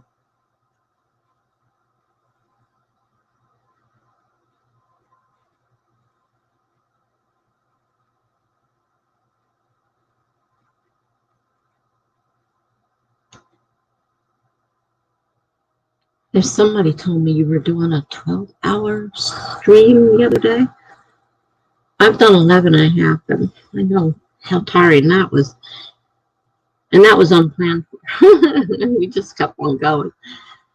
I don't usually plan on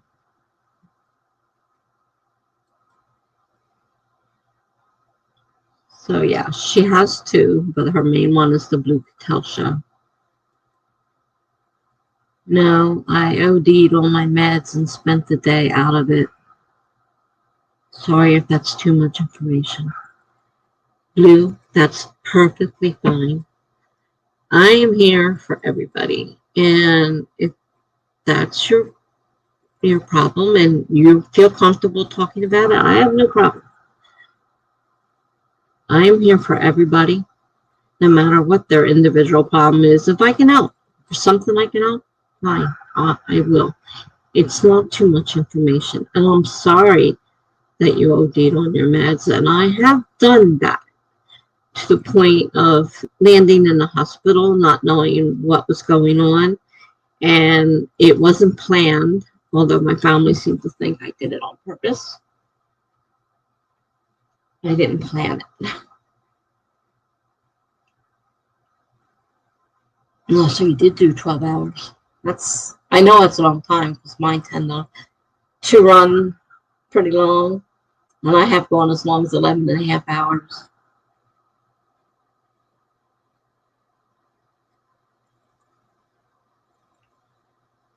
But don't worry about too much information. I am here for everybody who wants to talk. A lot of our sprints have ended with talks. And there's quite a few people in the same position, so they understand.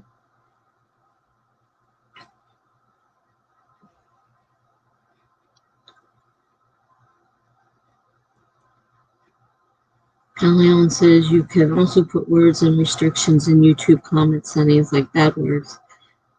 I guess this doesn't work for live stream comments. No, I don't believe it has anything to do with live stream comments. The most I can do is go in and delete the post. If I see somebody putting something objectionable on there, people have always been respectable. Is that the word I want? Respectable? Respected, I've never had a problem with somebody doing that in my, there's a couple times things get said, but not that I am worried about. So I'm not too worried about the occasional post of somebody, who's a little upset. We get people, and some people just want to talk to somebody, and I don't have problems with that. Sometimes it helps me because I need help too. And Leon says, anyhow, we'll help you out. Thank you. We're okay. Everything's fine.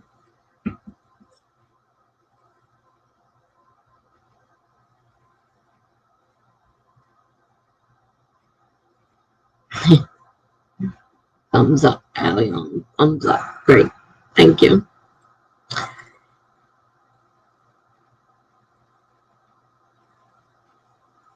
Yeah, that's rough, Blue. I mean, people just,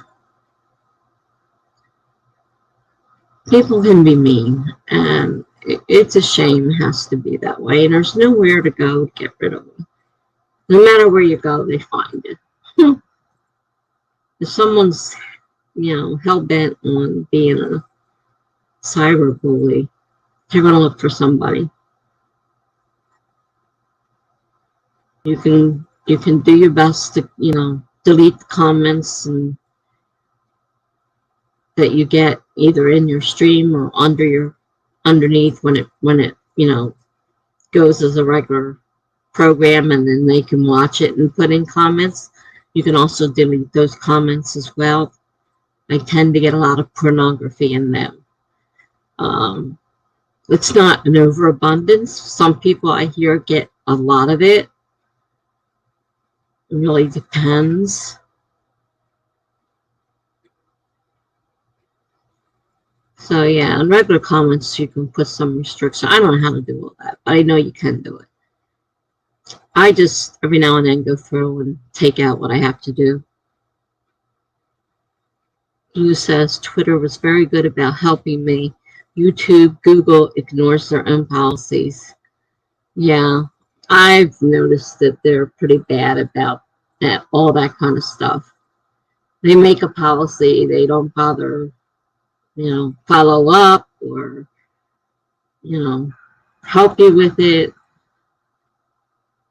When they took the wrenches away and said you can't put in comments, and do you believe people had to actually go to Twitter and then they had to do a tweet conversation with YouTube through Twitter to get them to go back to letting the moderators put in the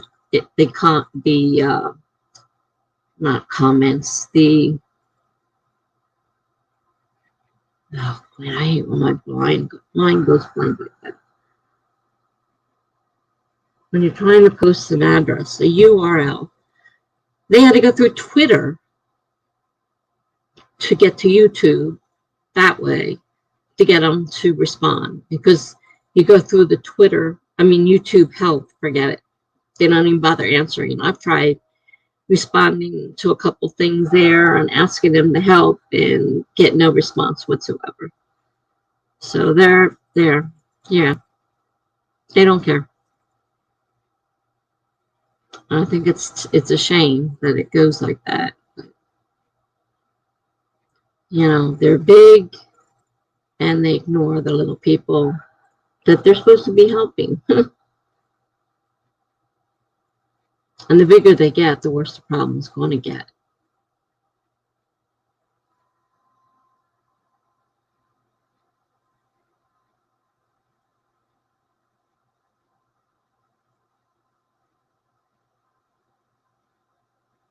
Then it's a shame to have to turn off your comments or whatever. I don't even know if you can do that, because the whole idea, is to be able to have contact with the people watching your stream.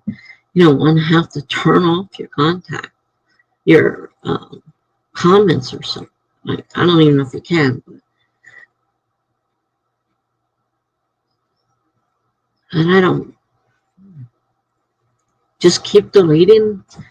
Twitter give you something useful to do that helps, I hope. I don't know what that would be.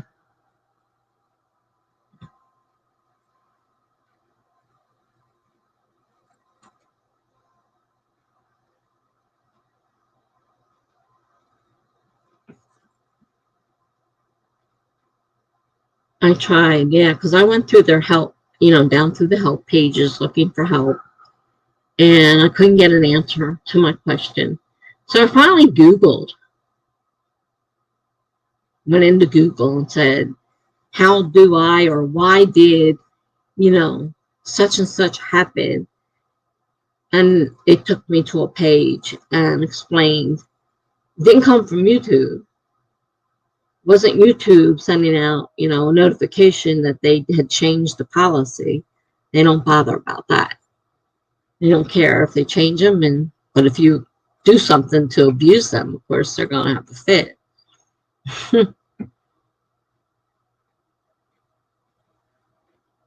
Violent threats, some of them sexual, and the IP banned the 16 identified counts. Wow. That's really awful. I am so sorry, Boo. It's the last thing anybody wants. We just want to be able to be on here and be in contact with our friends and followers, and no one wants someone threatening them in any way. It's violently or anything. Okay, I missed something. All right, Elion says, let's see what he said. Yes, whenever any YouTuber got their channel hacked, they email them, but YouTube not respond. When you tweet them on Twitter and tagging their official YouTube account, they then respond because they have experienced this. I have heard exactly the same thing from somebody else just recently. That in order to get a response from YouTube, they had to go through Twitter, contact YouTube's official account, and say, hey, I need help with, and you shouldn't have to do that. I mean, we should not have to do that. Really. We should not have had to do that. All right, so you're getting violent threats, some of them sexual, and the IP banned the 16 identified accounts. That was good, at least. Who says, maybe I'll try that. Yeah, that's what I was told, that if you tag YouTube through Twitter, they'll actually do something. But if you try YouTube through YouTube, they just ignore you. Because they've ignored everything. I tried contacting them through YouTube, and I can't get anywhere. Blue says, the ringleader found my current channel, so the sub notification last night. Oh, good times. Oh, jeez. And that's the hard part. It's knowing they can change their name to whatever they want it to be and start all over again. So you can block them, and they can just do it again. That's wrong. I don't know if you're able to block somebody from subbing until you run them through your own whatever. I mean, as long as you're out there and you have a subscribe button, anybody can subscribe. I don't know if there's any way of blocking people so you could verify them before, like try to find out if they're an established channel, or, if it's somebody brand new with no followers, no videos, no nothing, there's a good chance that they're up to trouble. Anything is possible. So now you get to start this all over again. That's a shame. If you have a public channel, they can still see all of your content, blocked or not.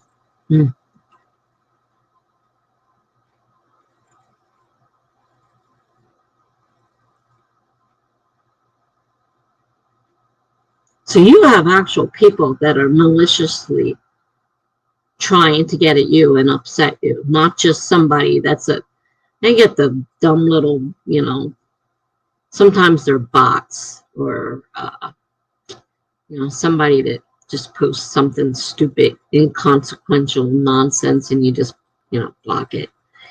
Then they come back with another name, but they're not being malicious. Now, if they hit me with a bunch of pornography and it gets crazy and it gets, it's not just a link.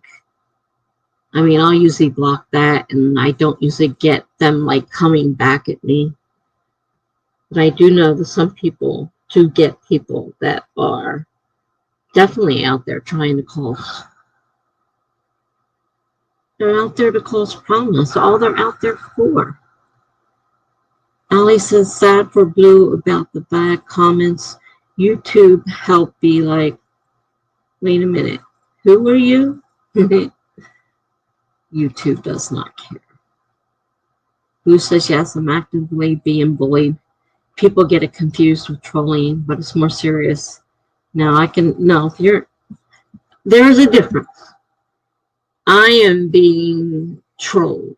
Somebody occasionally comes through and puts a pornography link on my thing. There's a difference. They don't know necessarily who I am. They don't do it again. They just put one on and move on. They just keep moving on. Actively being bullied, though, is a whole nother situation. And it's bad enough when that happened in high school and I had to deal with it. But as an adult, I hope to get away from having to deal with situations like that. And so far, no one's been really cruel or malicious.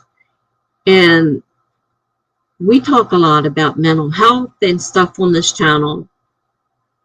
So, it's possible for someone to grab onto that and try to be malicious about it, but I haven't had that happen so far.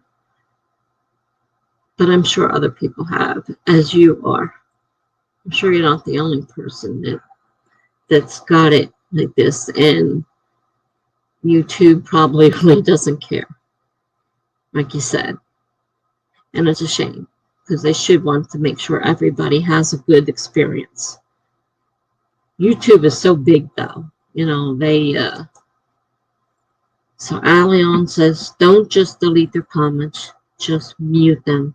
So whenever they will comment, their comment will not be shown to all persons in chats except themselves. Smartly played. Just mute them.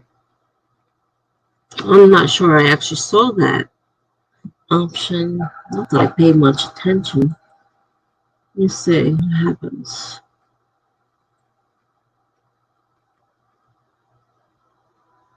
Click on the three dots. Pin a message. You can report. You can remove. You can put the user in timeout. You can hide the user on this channel. Oh, and I can remove moderator. Now, Allie, you've got the wrench. And why are you busy complaining about everybody else having a wrench? You have a wrench. I gave you a wrench. And I can take that wrench away. So that's the list of things that are available when you hit the three dots next to their name. So you can pin a message, report, remove, put user in timeout, hide user on the channel, and remove moderator status.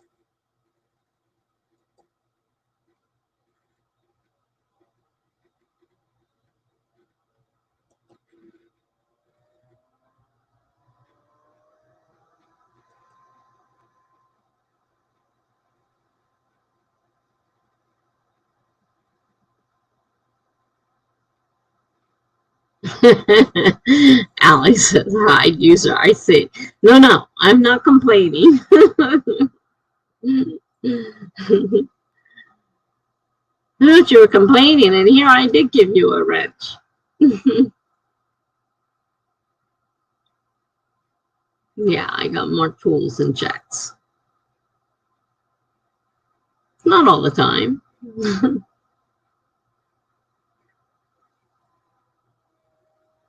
All right. Now that we have gone over bullying, YouTube not caring, Twitter cares more about people, how to hide people. I had quite a bit of different comments here, different subjects. Did we want to sprint again? Do we want to continue talking? I'm still fussing with McAfee myself. Not really sure what I'm doing.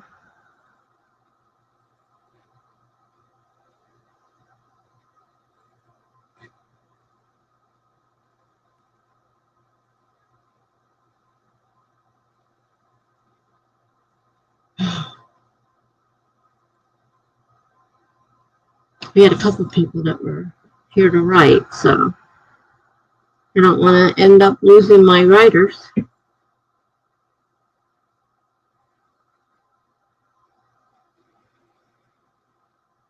Plus, I need some time to figure out what I'm doing myself, personally.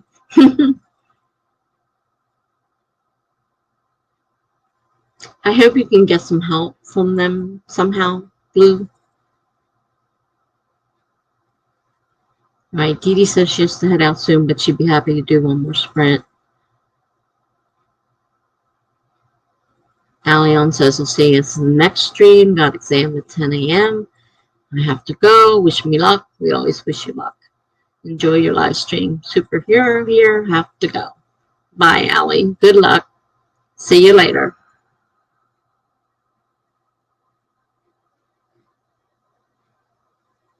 Are you okay, Blue?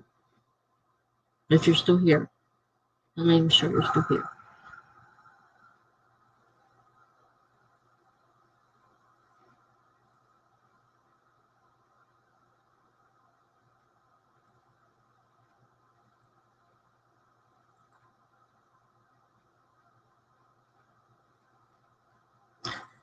You know, Blue, if you want to talk to somebody, I have an email.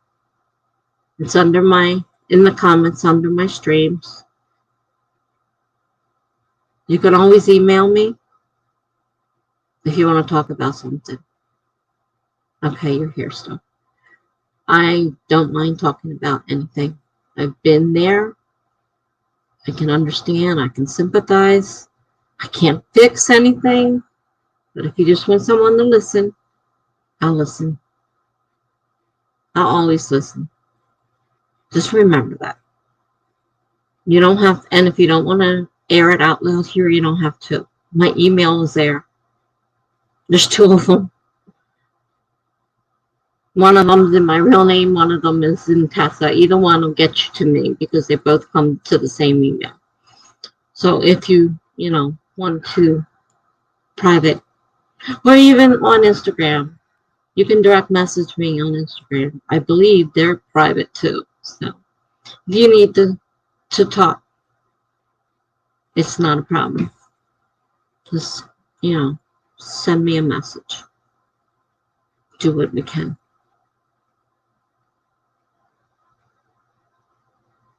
All right, well, let's get another sprint going.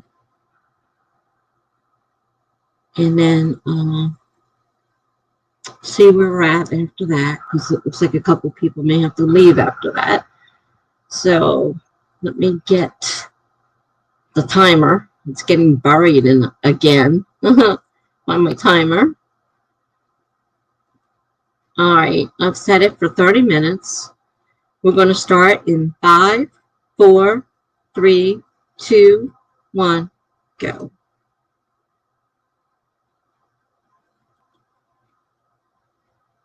You're welcome, Blue. Anytime. We're thinking of doing another 12-hour on Wednesday.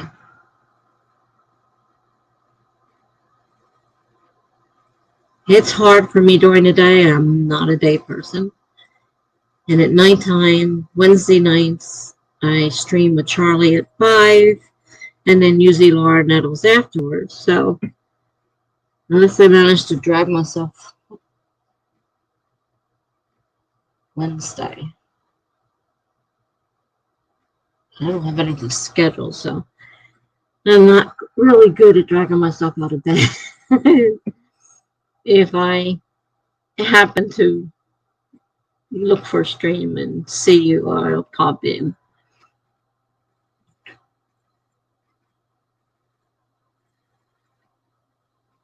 I don't do mine with any time goal in mind. I just kind of do them. I have one as long as 11 and a half hours, but lately it's getting harder and harder for me to do that.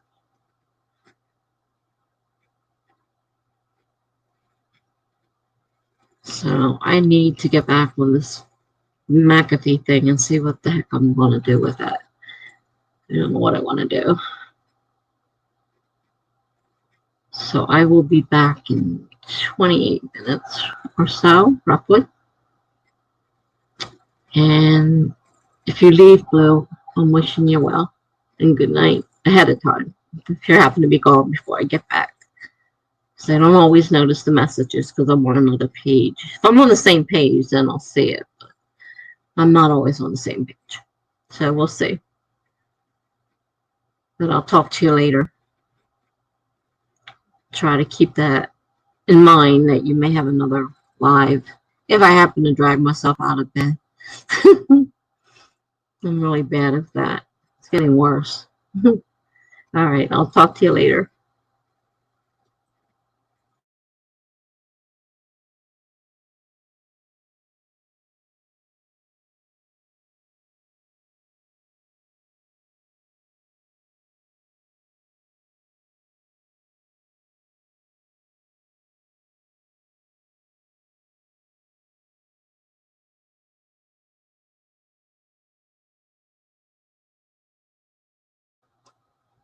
I forgot to ask you though, what time? The 12 hours.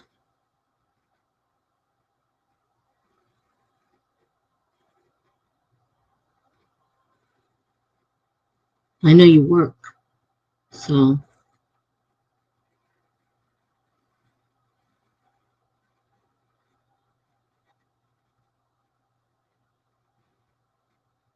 depending on when that 12 hours runs,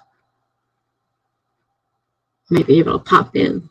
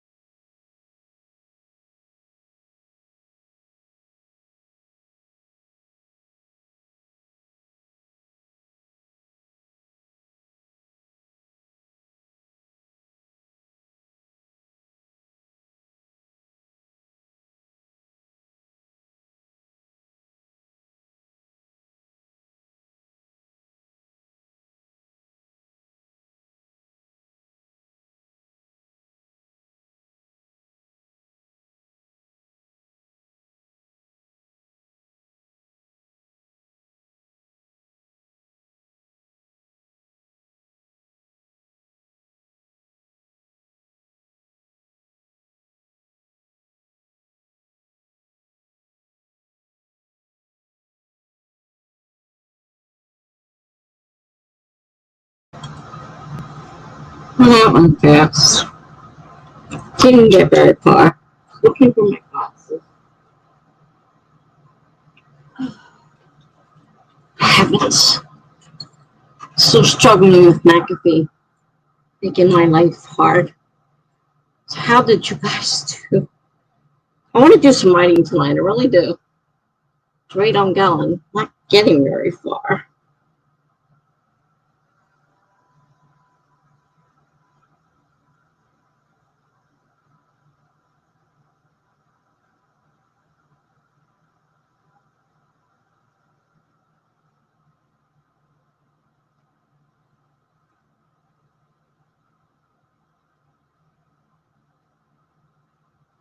He didn't realize how slow StreamYard was of putting the comments out until I was on the actual page itself. And I'm like seeing things go up. And I come back and they're still not on StreamYard. It takes StreamYard forever. So when you think someone's not answering you, it's not necessarily true. If you happen to check the page, you'll see the answers and stuff. It's just they haven't been posted to StreamYard. StreamYard takes its good old time.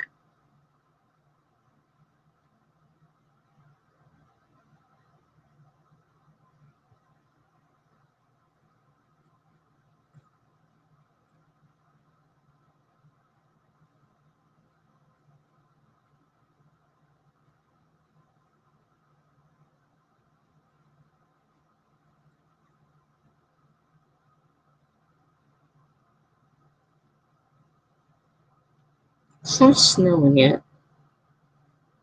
Looked outside to see, and it doesn't look like it yet. I don't know if it's going to. There's a 60% chance of snow all night till most of tomorrow. It's not 100%. But I still, the way the situation is right now, can't get out of here.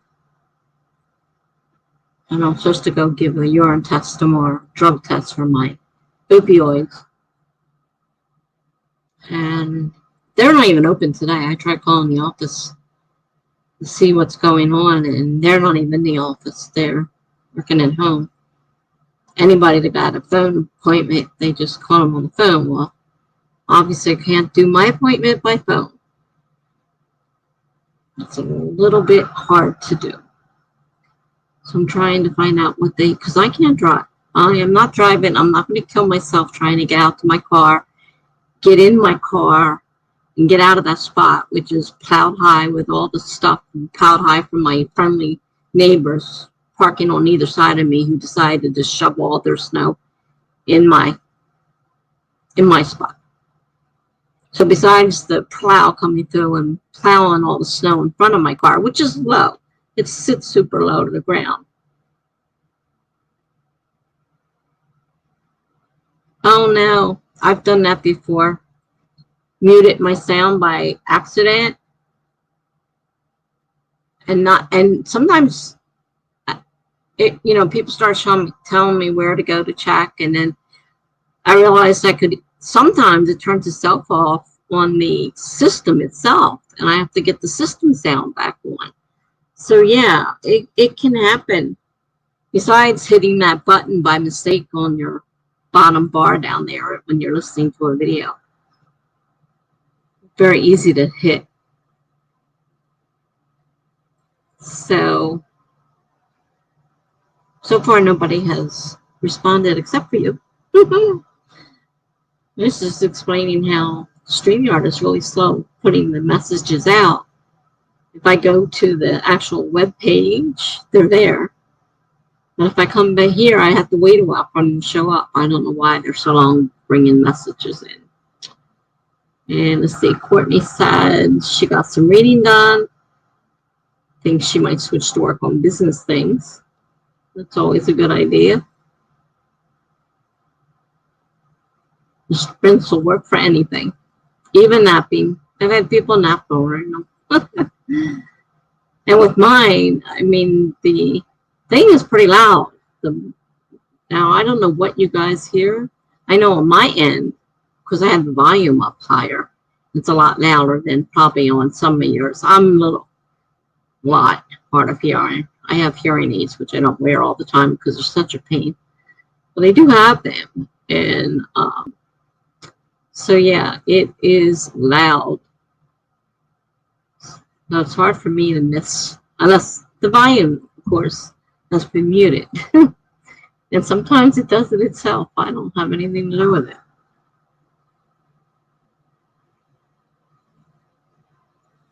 And all the reading I did last night, I slept through. So unless my brain absorbed it by osmosis, I couldn't tell you what.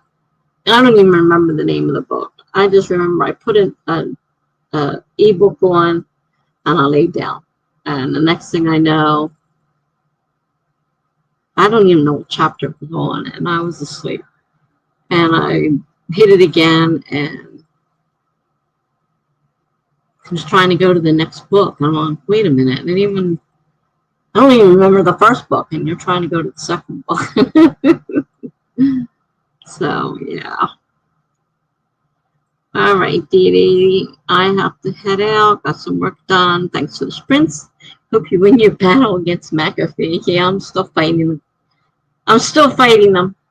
Maybe, hopefully, by the end of this night, I'll have this McAfee straightened out. I had this set up once, and now I'm doing it again using a different email address.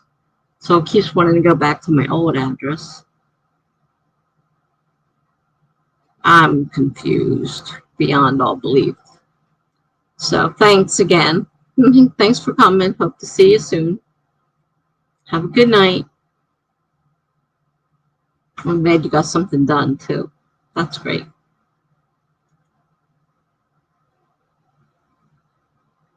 Okay.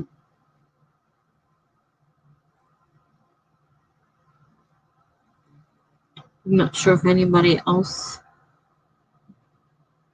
I know it says I have 5 people here, but it means nothing really.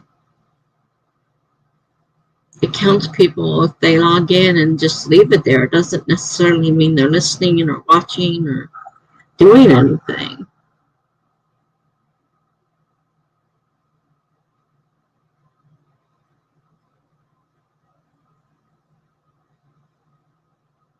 And since StreamYard seems to be getting slower with its responses, I have to go and log in my thing to see anything. I'm talking about, now I just got done saying that people take naps on during the streams, and here you pop up and say I took a nap. Well, see, I wasn't lying. People take naps. Well, I hope you got some needed rest.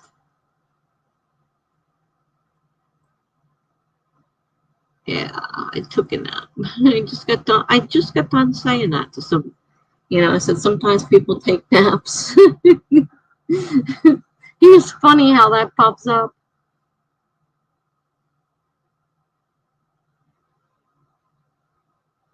I did wonder, because I hadn't heard anything from you for a little while.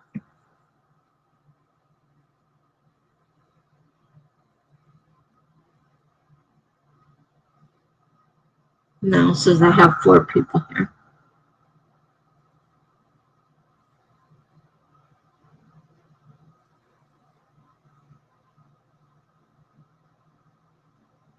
I'm still doing the fight with McAfee, if you're wondering. Trying to I put all this information in, and now I have a different account with a different email address, which I have to remember it's not my normal email address. It wants to go back to the other email address.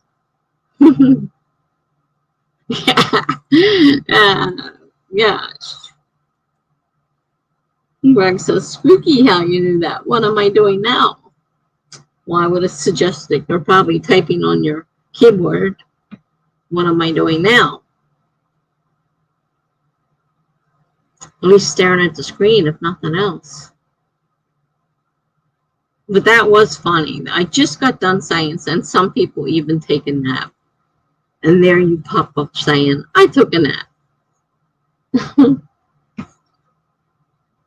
I was saying how slow StreamYard is with putting messages. If I want to see what's actually being said, I have to sign in to my own stream in order to see it at a faster rate. Otherwise, I have to wait forever. And I sit here and I wait and I wait till somebody, says something. And it's like, they said something a while ago. It's just now coming through to me. And you mentioned it before to me, how long it took for me to respond is because I'm not getting them. The messages are very slow coming from StreamYard for some reason.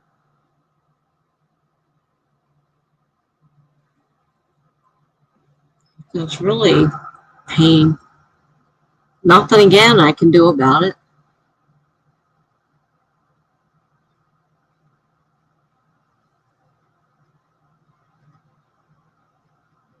And I didn't know that. That just happened to be one of those coincidences.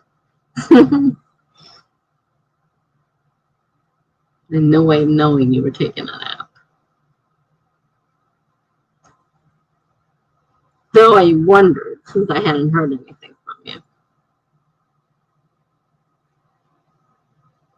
No comments whatsoever. All right, so Dee Dee's gone. I'm not sure if Blue is still here. Courtney's here. Greg just woke up. He's here. I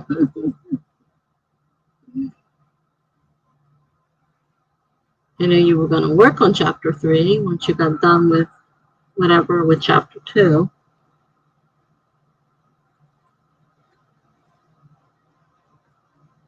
I'm trying to add all this information that I added into the other McAfee. Now I've got this McAfee. I don't know how I got the other address, but I got my other address, my Gmail address, which isn't, I don't even use it as a regular address. It's just a forwarding address.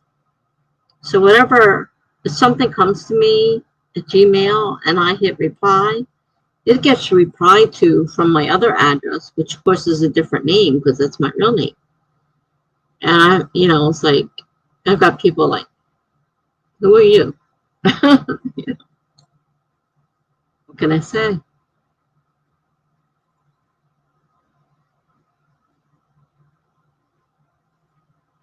I'm trying to decide whether I have to do all these upgrades or if it's part of the account already.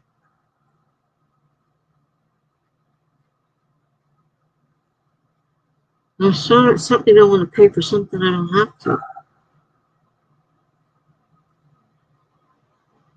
Looks like I might have to, though, because they're talking about mobile upgrade. So I may have to add that if I want to put that on my mobile phone or not. I don't know if I want to pay extra to add my mobile phone.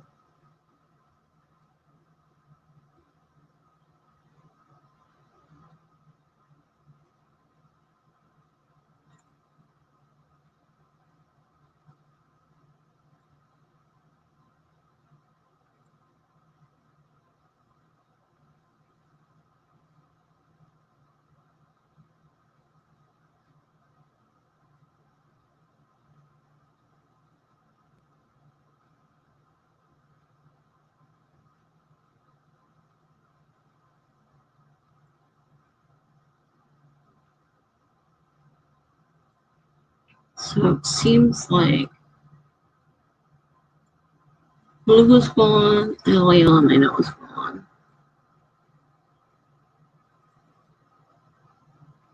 Dee Dee's gone. Laura's gone. Megan's gone. BA's gone. Megan's gone.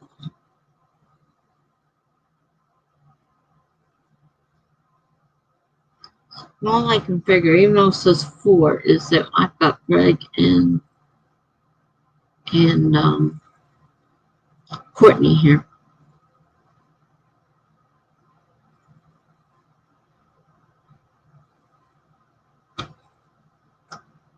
So I guess I'll start another streak. I mean another sprint. I don't know what I mean. Another sprint. I'll continue fighting with McAfee here. May the best man win, I guess. Do know. Do know. So let's set another timer. I've got all these pages open.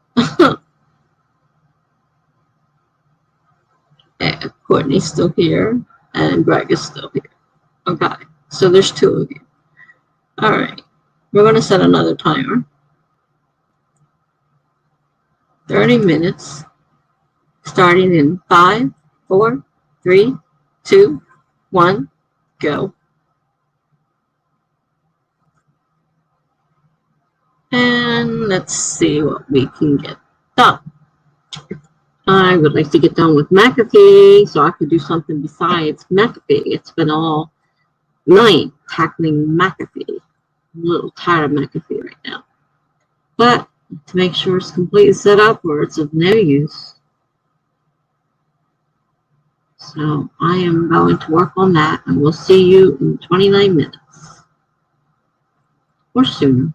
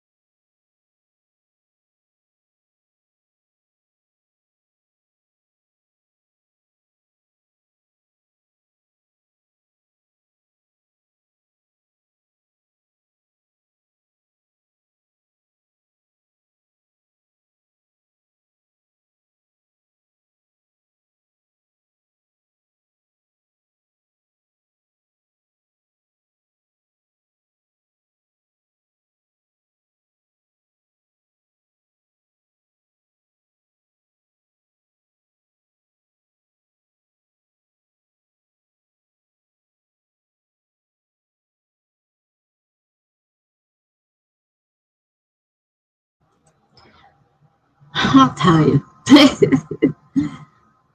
That 30 minutes goes so fast. I think I'm done all I have to do. I'm not going to put it on my cell phone. Put a McAfee on my computer. There's only a few apps on here, and they are the same sign-in information that I would use on my computer. So if there's an issue, it's going to show up. It's going to show up on my regular computer too. I mean, it's going to show. So I don't think that's going to be a problem. So I think I'm done now. I did everything. They did the last checkmark thing on there. As far as I know, I'm all signed up with McAfee now. So what did you guys do? I got cards all over the place. Oh, what a mess.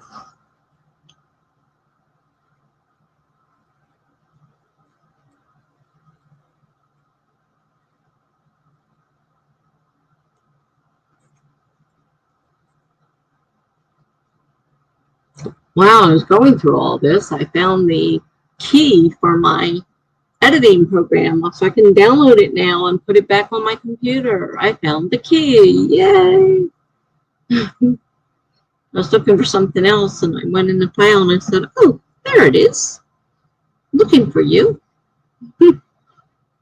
So if nothing else, buying McAfee today and setting it up, I found the key to my editing software. That solves one issue. I don't have to call them. I got the key now. So how'd you guys do?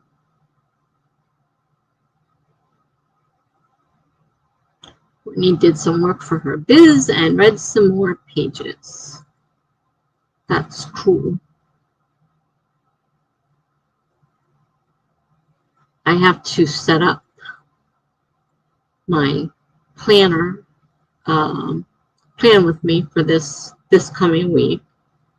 I have my blog, which of course is now behind because I was stuck on what I should do about that story, whether I should make that a murder or not, which I've decided to put on hold for now.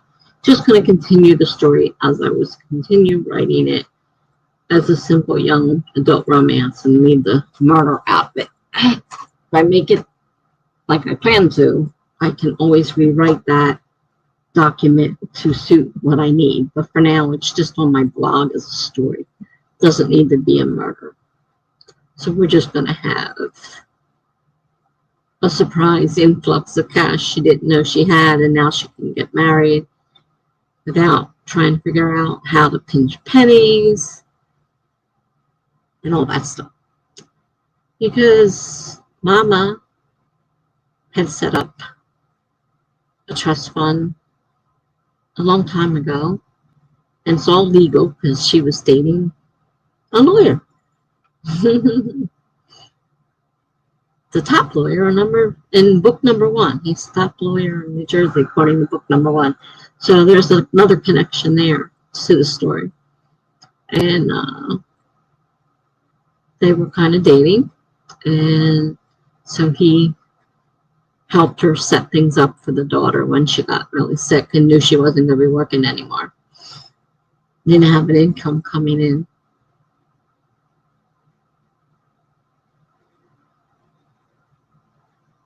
So I know where I'm going now. I just have to take the time and sit and start writing again. And using prompts is hard because the story has to take the direction of the prompt, and it may not go the way I want it to go. So that makes it a little bit harder. But that's the fun thing about these kind of things. I've been writing this. It's in the 39th part, I think, now.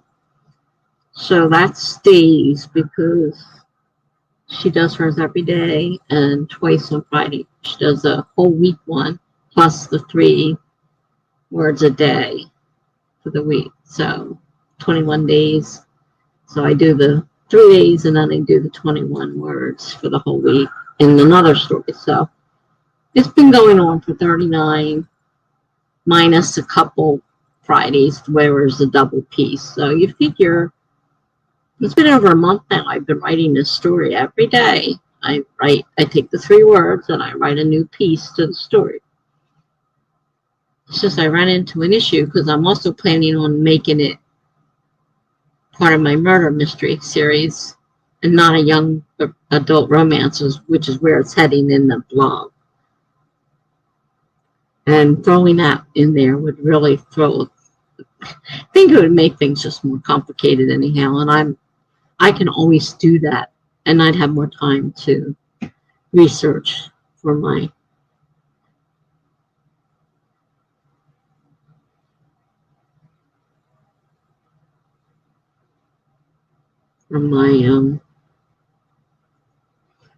book. Got a piece of skin that's bugging me, and I won't leave it alone, but it hurts. I can't leave it alone. Driving me crazy.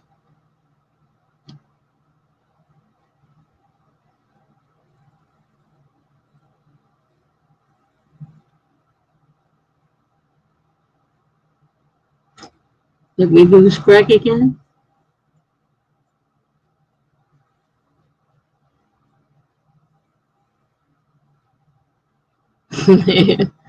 You're gonna force it. I wish I could force myself to go to sleep. Makes it a lot easier if I could. Mm, not able to do that. All right. Well, good night. You're welcome for the sprints anytime. Have a good night. See if Greg shows up soon. If not, I may just shut down and work on my own.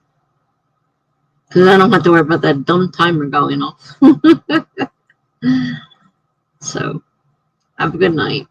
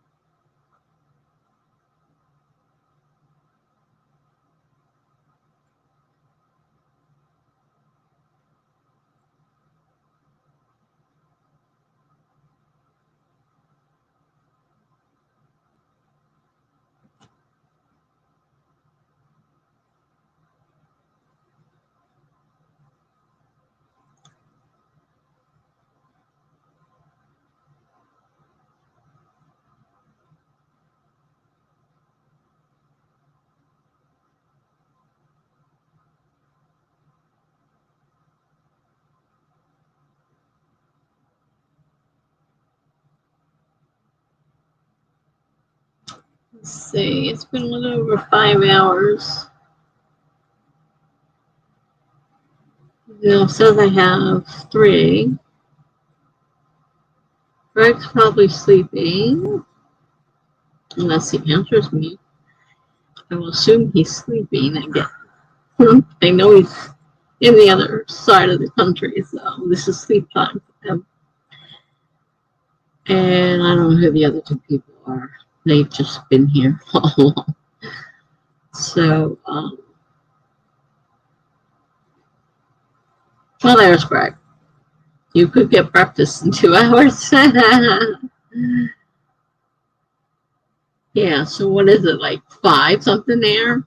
It's 12:13 here. I think you're 5 hours ahead of me, so it's like 5:13. So 2 hours should be 7:13. Now I want breakfast. I went to this restaurant and they had this fantastic Belgian waffles with ice cream and whipped cream on them. Oh, fantastic. They were so good.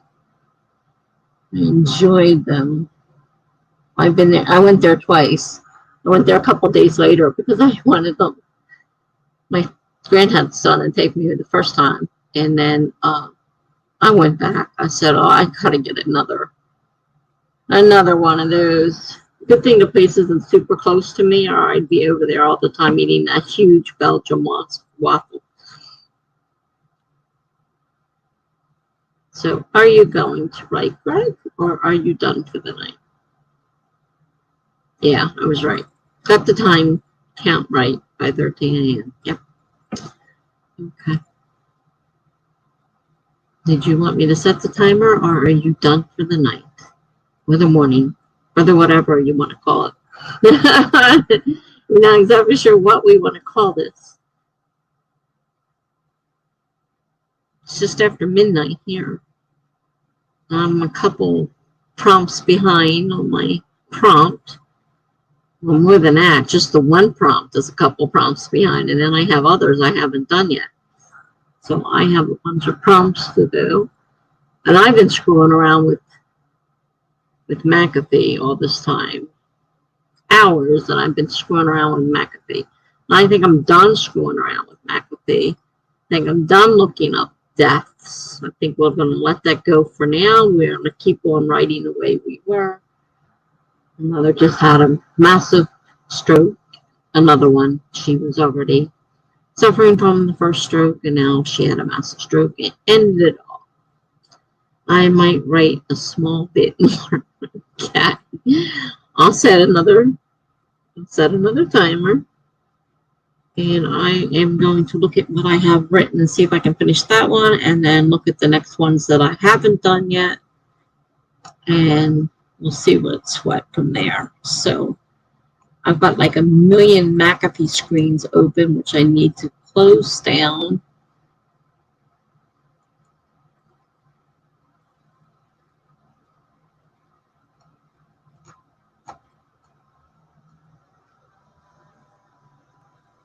To find the timer. Jeez. How many McAfee pages do I have open?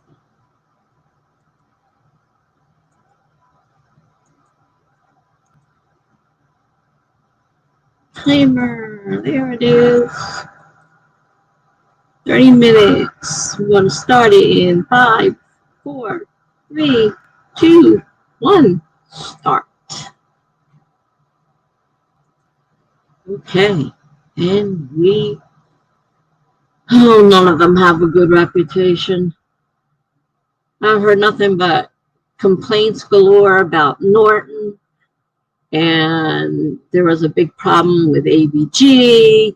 And it's just like, it doesn't seem to matter. Nobody has a good reputation as far as that goes. McAfee came with my computer. But I've seen some of the things that Norton used to do was crazy. So I stay away from Norton for sure. I don't know much about McAfee. I haven't heard much about McAfee. But I do know that Norton is not a good idea. So I stopped using Norton because it was giving me all kinds of problems. And a lot of those problems went away when I stopped using it. So, and I went on with ABG for a while. I mean, it doesn't seem to matter. Yeah, you're using Linux. But I'm not. I'm using Windows. So I have to deal with viruses and issues like that. And I forget what I had. It was something I had never heard of, but I bought my computer at a store, one-ounce store, and they put this supposedly great antivirus on there. I never had so many viruses cause me issues that I had to take back to them conveniently to get my computer fixed because it would just screw it totally up. So it's like, now this is a well-known store. Why would they do that on purpose? But they must have. Then I go, it's time to renew. And when I tried to do it, the store says, oh, we don't use them anymore. You'll have to renew through them. And I thought, well, that's a little suspicious. I definitely don't want to go back to that company again. I can't even remember her name anymore. It wasn't one of the well-known ones, that's for sure. So, since I stopped using that company, I did not have as many issues with non-stop virus problems. They're supposed to stop viruses, not cause. All right. Let me get back to my screen and see what I'm doing here. Because it's been a few days since I've touched this story because I didn't know where to go with it. I'll see you in 26 minutes if you're still here.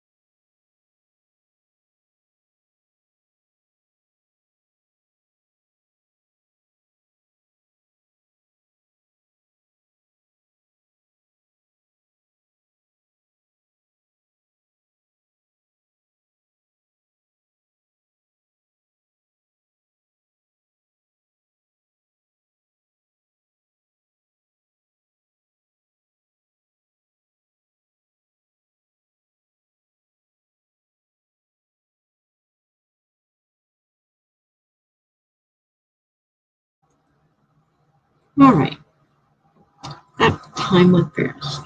But one section story off started on the second part. I'm going to not use it in this part of the story. I'm just going to leave it as a sort of a young love thing. Use it to not possibly be a murder in the story when I get to that point, but I'm not ready for that yet.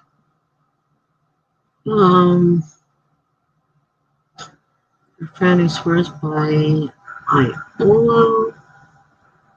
Never heard of it. They have a Randy fragmenter as part of their suite. They've been trying to explain to him that this was a scam. He doesn't get it, and he knows I am a program.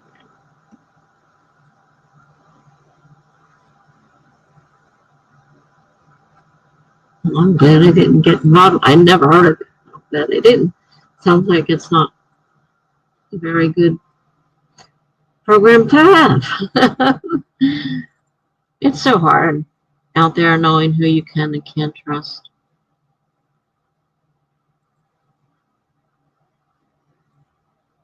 I mean, I put all my trust in Norton because they were always, people always talked about them, but they ended up doing some messes on my computer that took a mess, a big mess of a cleanup to get it working right. And so my friend who built the computer says, do not put Norton on here.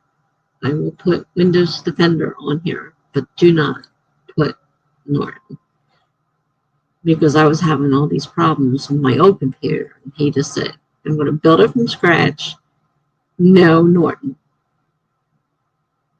So he put Windows Defender on there, but then for some reason, Windows Defender stopped working. It wasn't available. I guess it's back because it's just telling me now that since McAfee wasn't fast, McAfee wasn't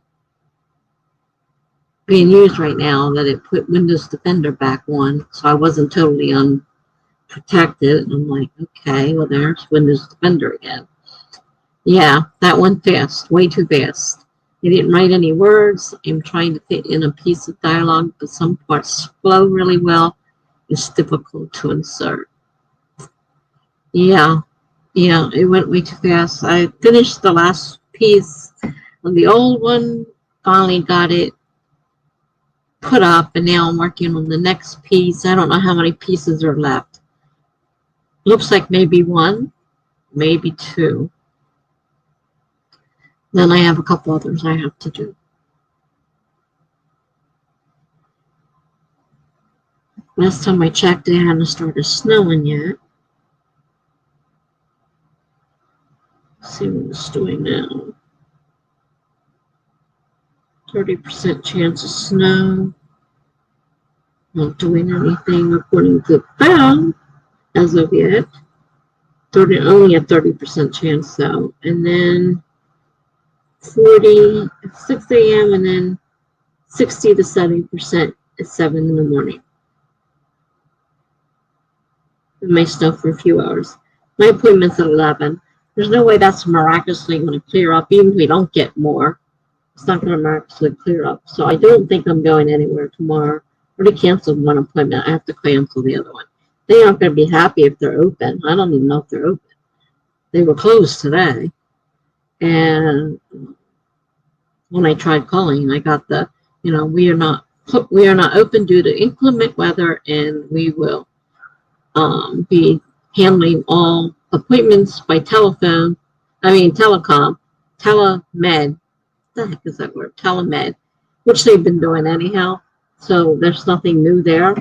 They do them by telemed, but my appointment for the drug tests, you can't do on the telephone. I have to go in to give a urine sample for my drug test. I mean, it's just, one of those things that can't be done over the phone. So I don't know what they're going to do. So Greg says it's all a bit of a mess. Oh, wait a minute.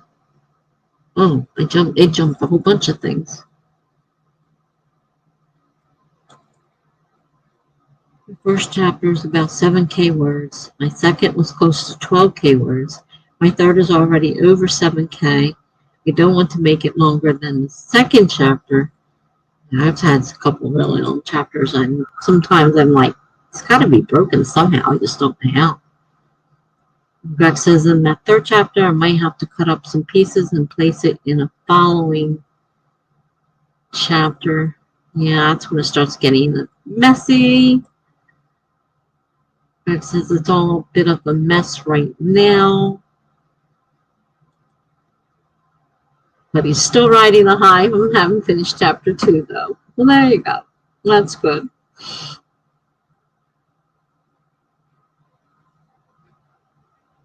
It's always a good feeling to finish something, especially if you struggled with it.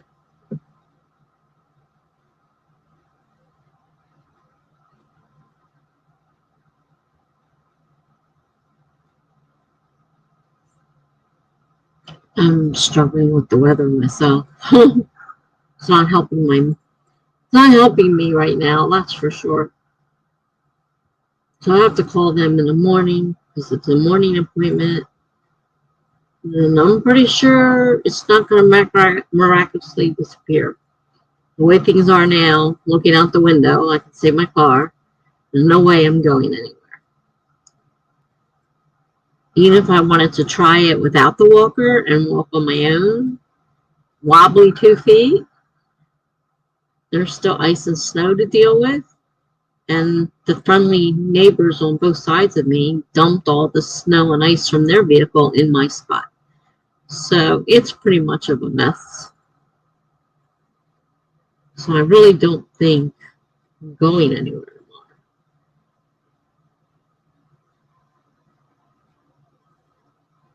And it looks like, I don't know what this means on my phone. It looks like it might be freezing rain starting.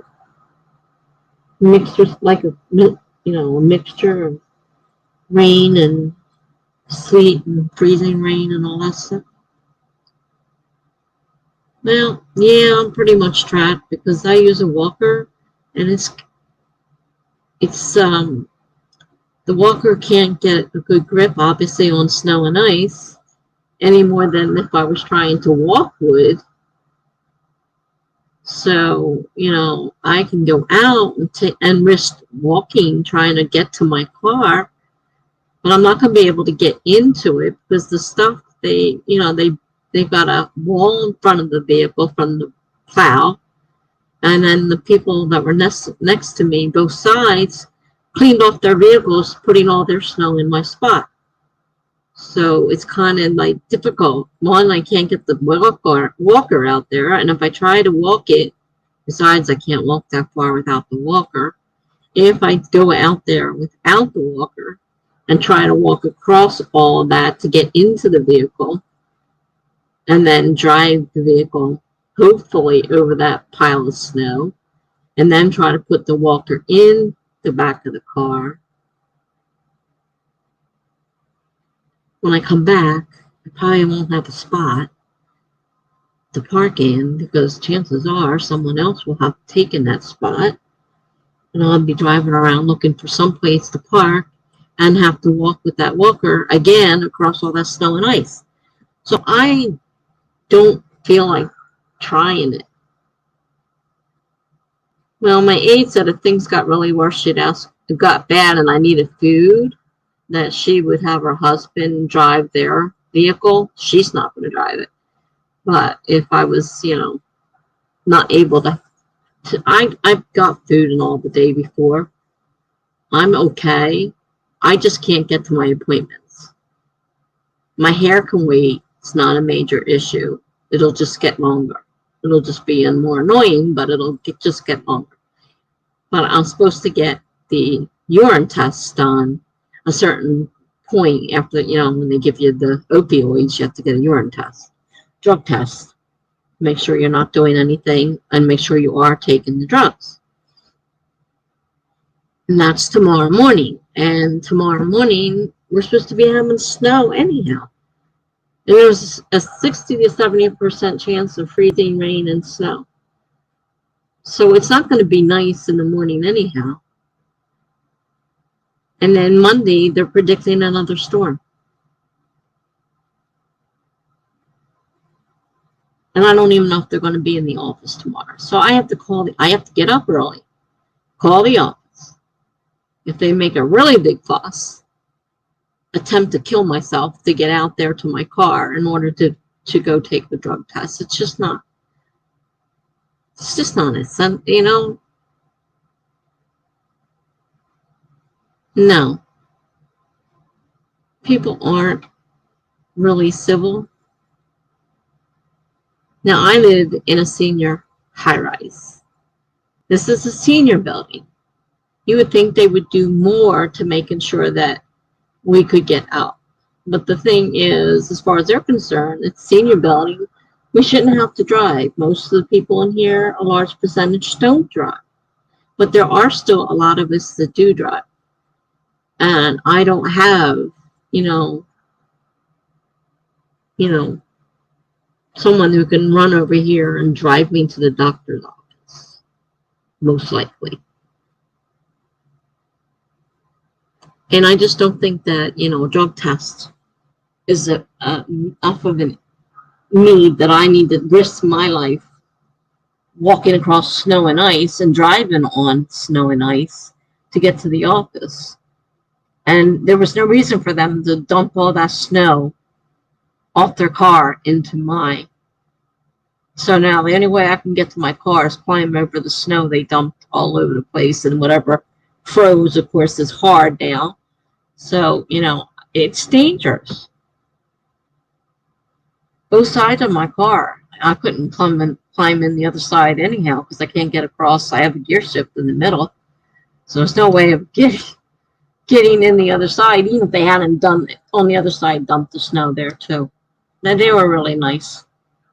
One shoveled out to the side of their car so they could get to their door. But why not just dump it in the person next to you? Why not? Why take it to the back of the car? That's a few more feet they would have to shovel. So we'll just dump it to the person next to us, We'll just turn around and dump it there. Thank you very much. People are rude, really rude. There's some nice people out there. Don't get me wrong. We do have people out there that are nice. We have a lot of rude people too. So for all intents and purposes, I am trapped in here because it's too dangerous. I can't risk it. If I fall, I already don't know why my hip hurts. They're already taking an x-ray to see if the last fall I had, maybe I, fractured it or something and they didn't realize it. I fall, unfortunately. I'm not steady on my feet. Even with the walker, I can fall. I've fallen a few times holding on to the walker. It doesn't, 100% prevent falls. It's just something to hold on to. And in snow and ice, the walker slides around. It's not, in some ways, it's more dangerous if I was on my own 2 feet trying to maneuver over the snow and the ice. This is the first year in the last few years we've had anything. For years now, we haven't had any problem with we'd get a snow warning and we'd get an inch or something like that. No big deal. But this year has been bad, and it's like every few days. So we just got the car out. They just cleared everything out. Wednesday, I told my neighbor, I said, we've got to go because I need my pain medicine before this storm hits because I'm not going to be driving. So we're going to the store Wednesday. The storm's coming Thursday. And sure enough, the storm came Thursday. So food-wise, I'm okay.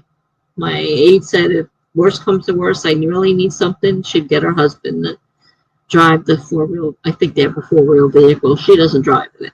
And she didn't come today because she's not driving it. Nothing I could say about that. I don't want to drive it. Can't blame her, and she's pregnant. So, she's not going to want to take any chances either at this point.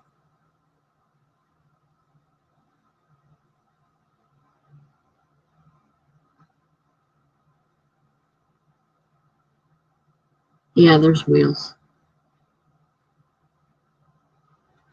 It's adjusted as much as it can be adjusted at this point. It's just not made for walking on ice and snow. It's, it's not set up for that.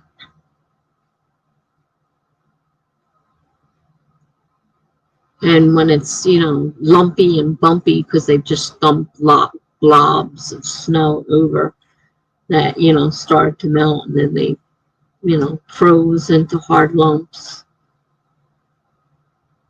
Like getting across that into my car. I have seen walkers with bigger tires that are made sort of like that, but I don't have anything like that. I have seen walkers that have like big bubbly like wheels that are, I don't know if the traction's any better or not. I don't know what, they're supposed to be like all-terrain. I don't have an all-terrain walker.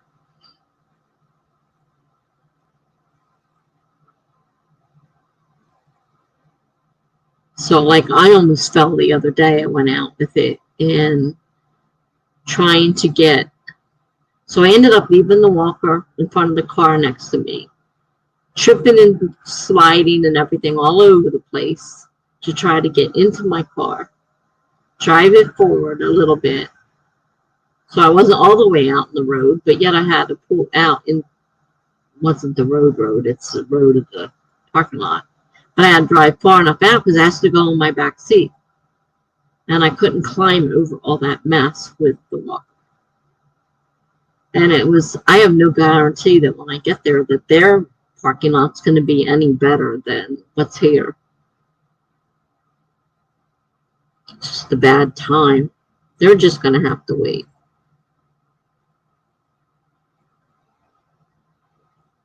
That's all. Anybody who had procedures scheduled for today were canceled. So if I had my injections today, I would have been canceled anyhow. Because they didn't come into the office. I don't know what they're doing about tomorrow. I won't know until I call in the morning. But they don't answer the phone, so I'll get a voicemail thing, and I'll have to leave a voicemail and wait for someone to call me whenever they decide to check messages. That is. Who knows? But even if they waited to the afternoon, I mean, I'm not going to be able to get out of here.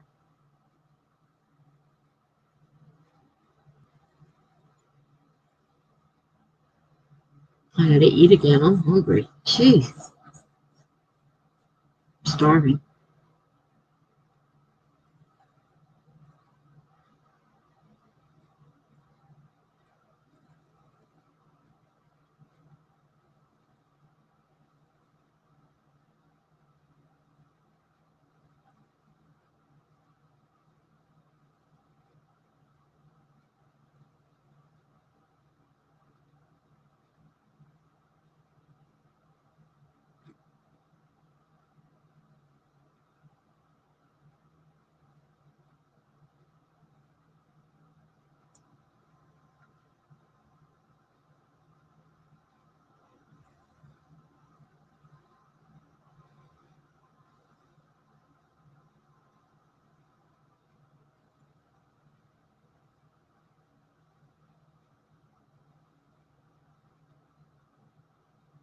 Did you want to do another sprint, or are you done for the day?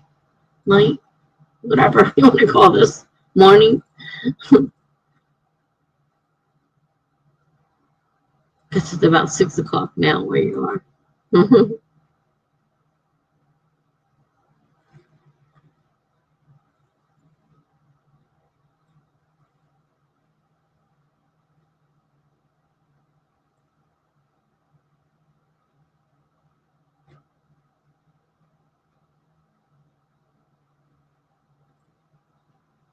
And Monday, I'm supposed to get my second vaccine shot. And hopefully that snowstorm doesn't screw that up. I don't have to drive there. That's the good part. They come to me. But if it's bad, they won't come. I'm supposed to get my second flu shot. Vaccine for the virus. I got the first one.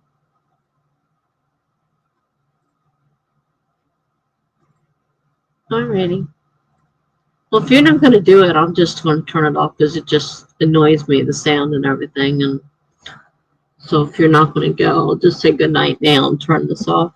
It's been 6 hours. I'll continue to write until I'm ready to go to bed, which should be soon because obviously I got to get up in the morning and find out what to do about this doctor's office. It's 1 o'clock here, so I'm just going to say good night then and see you later. Tomorrow is Friday. Tomorrow 7 o'clock Eastern Standard Time. I'm streaming at 7, I believe, tomorrow. So if you're around, I'm streaming at 7 tomorrow. Otherwise, good night, and I'll see you next time.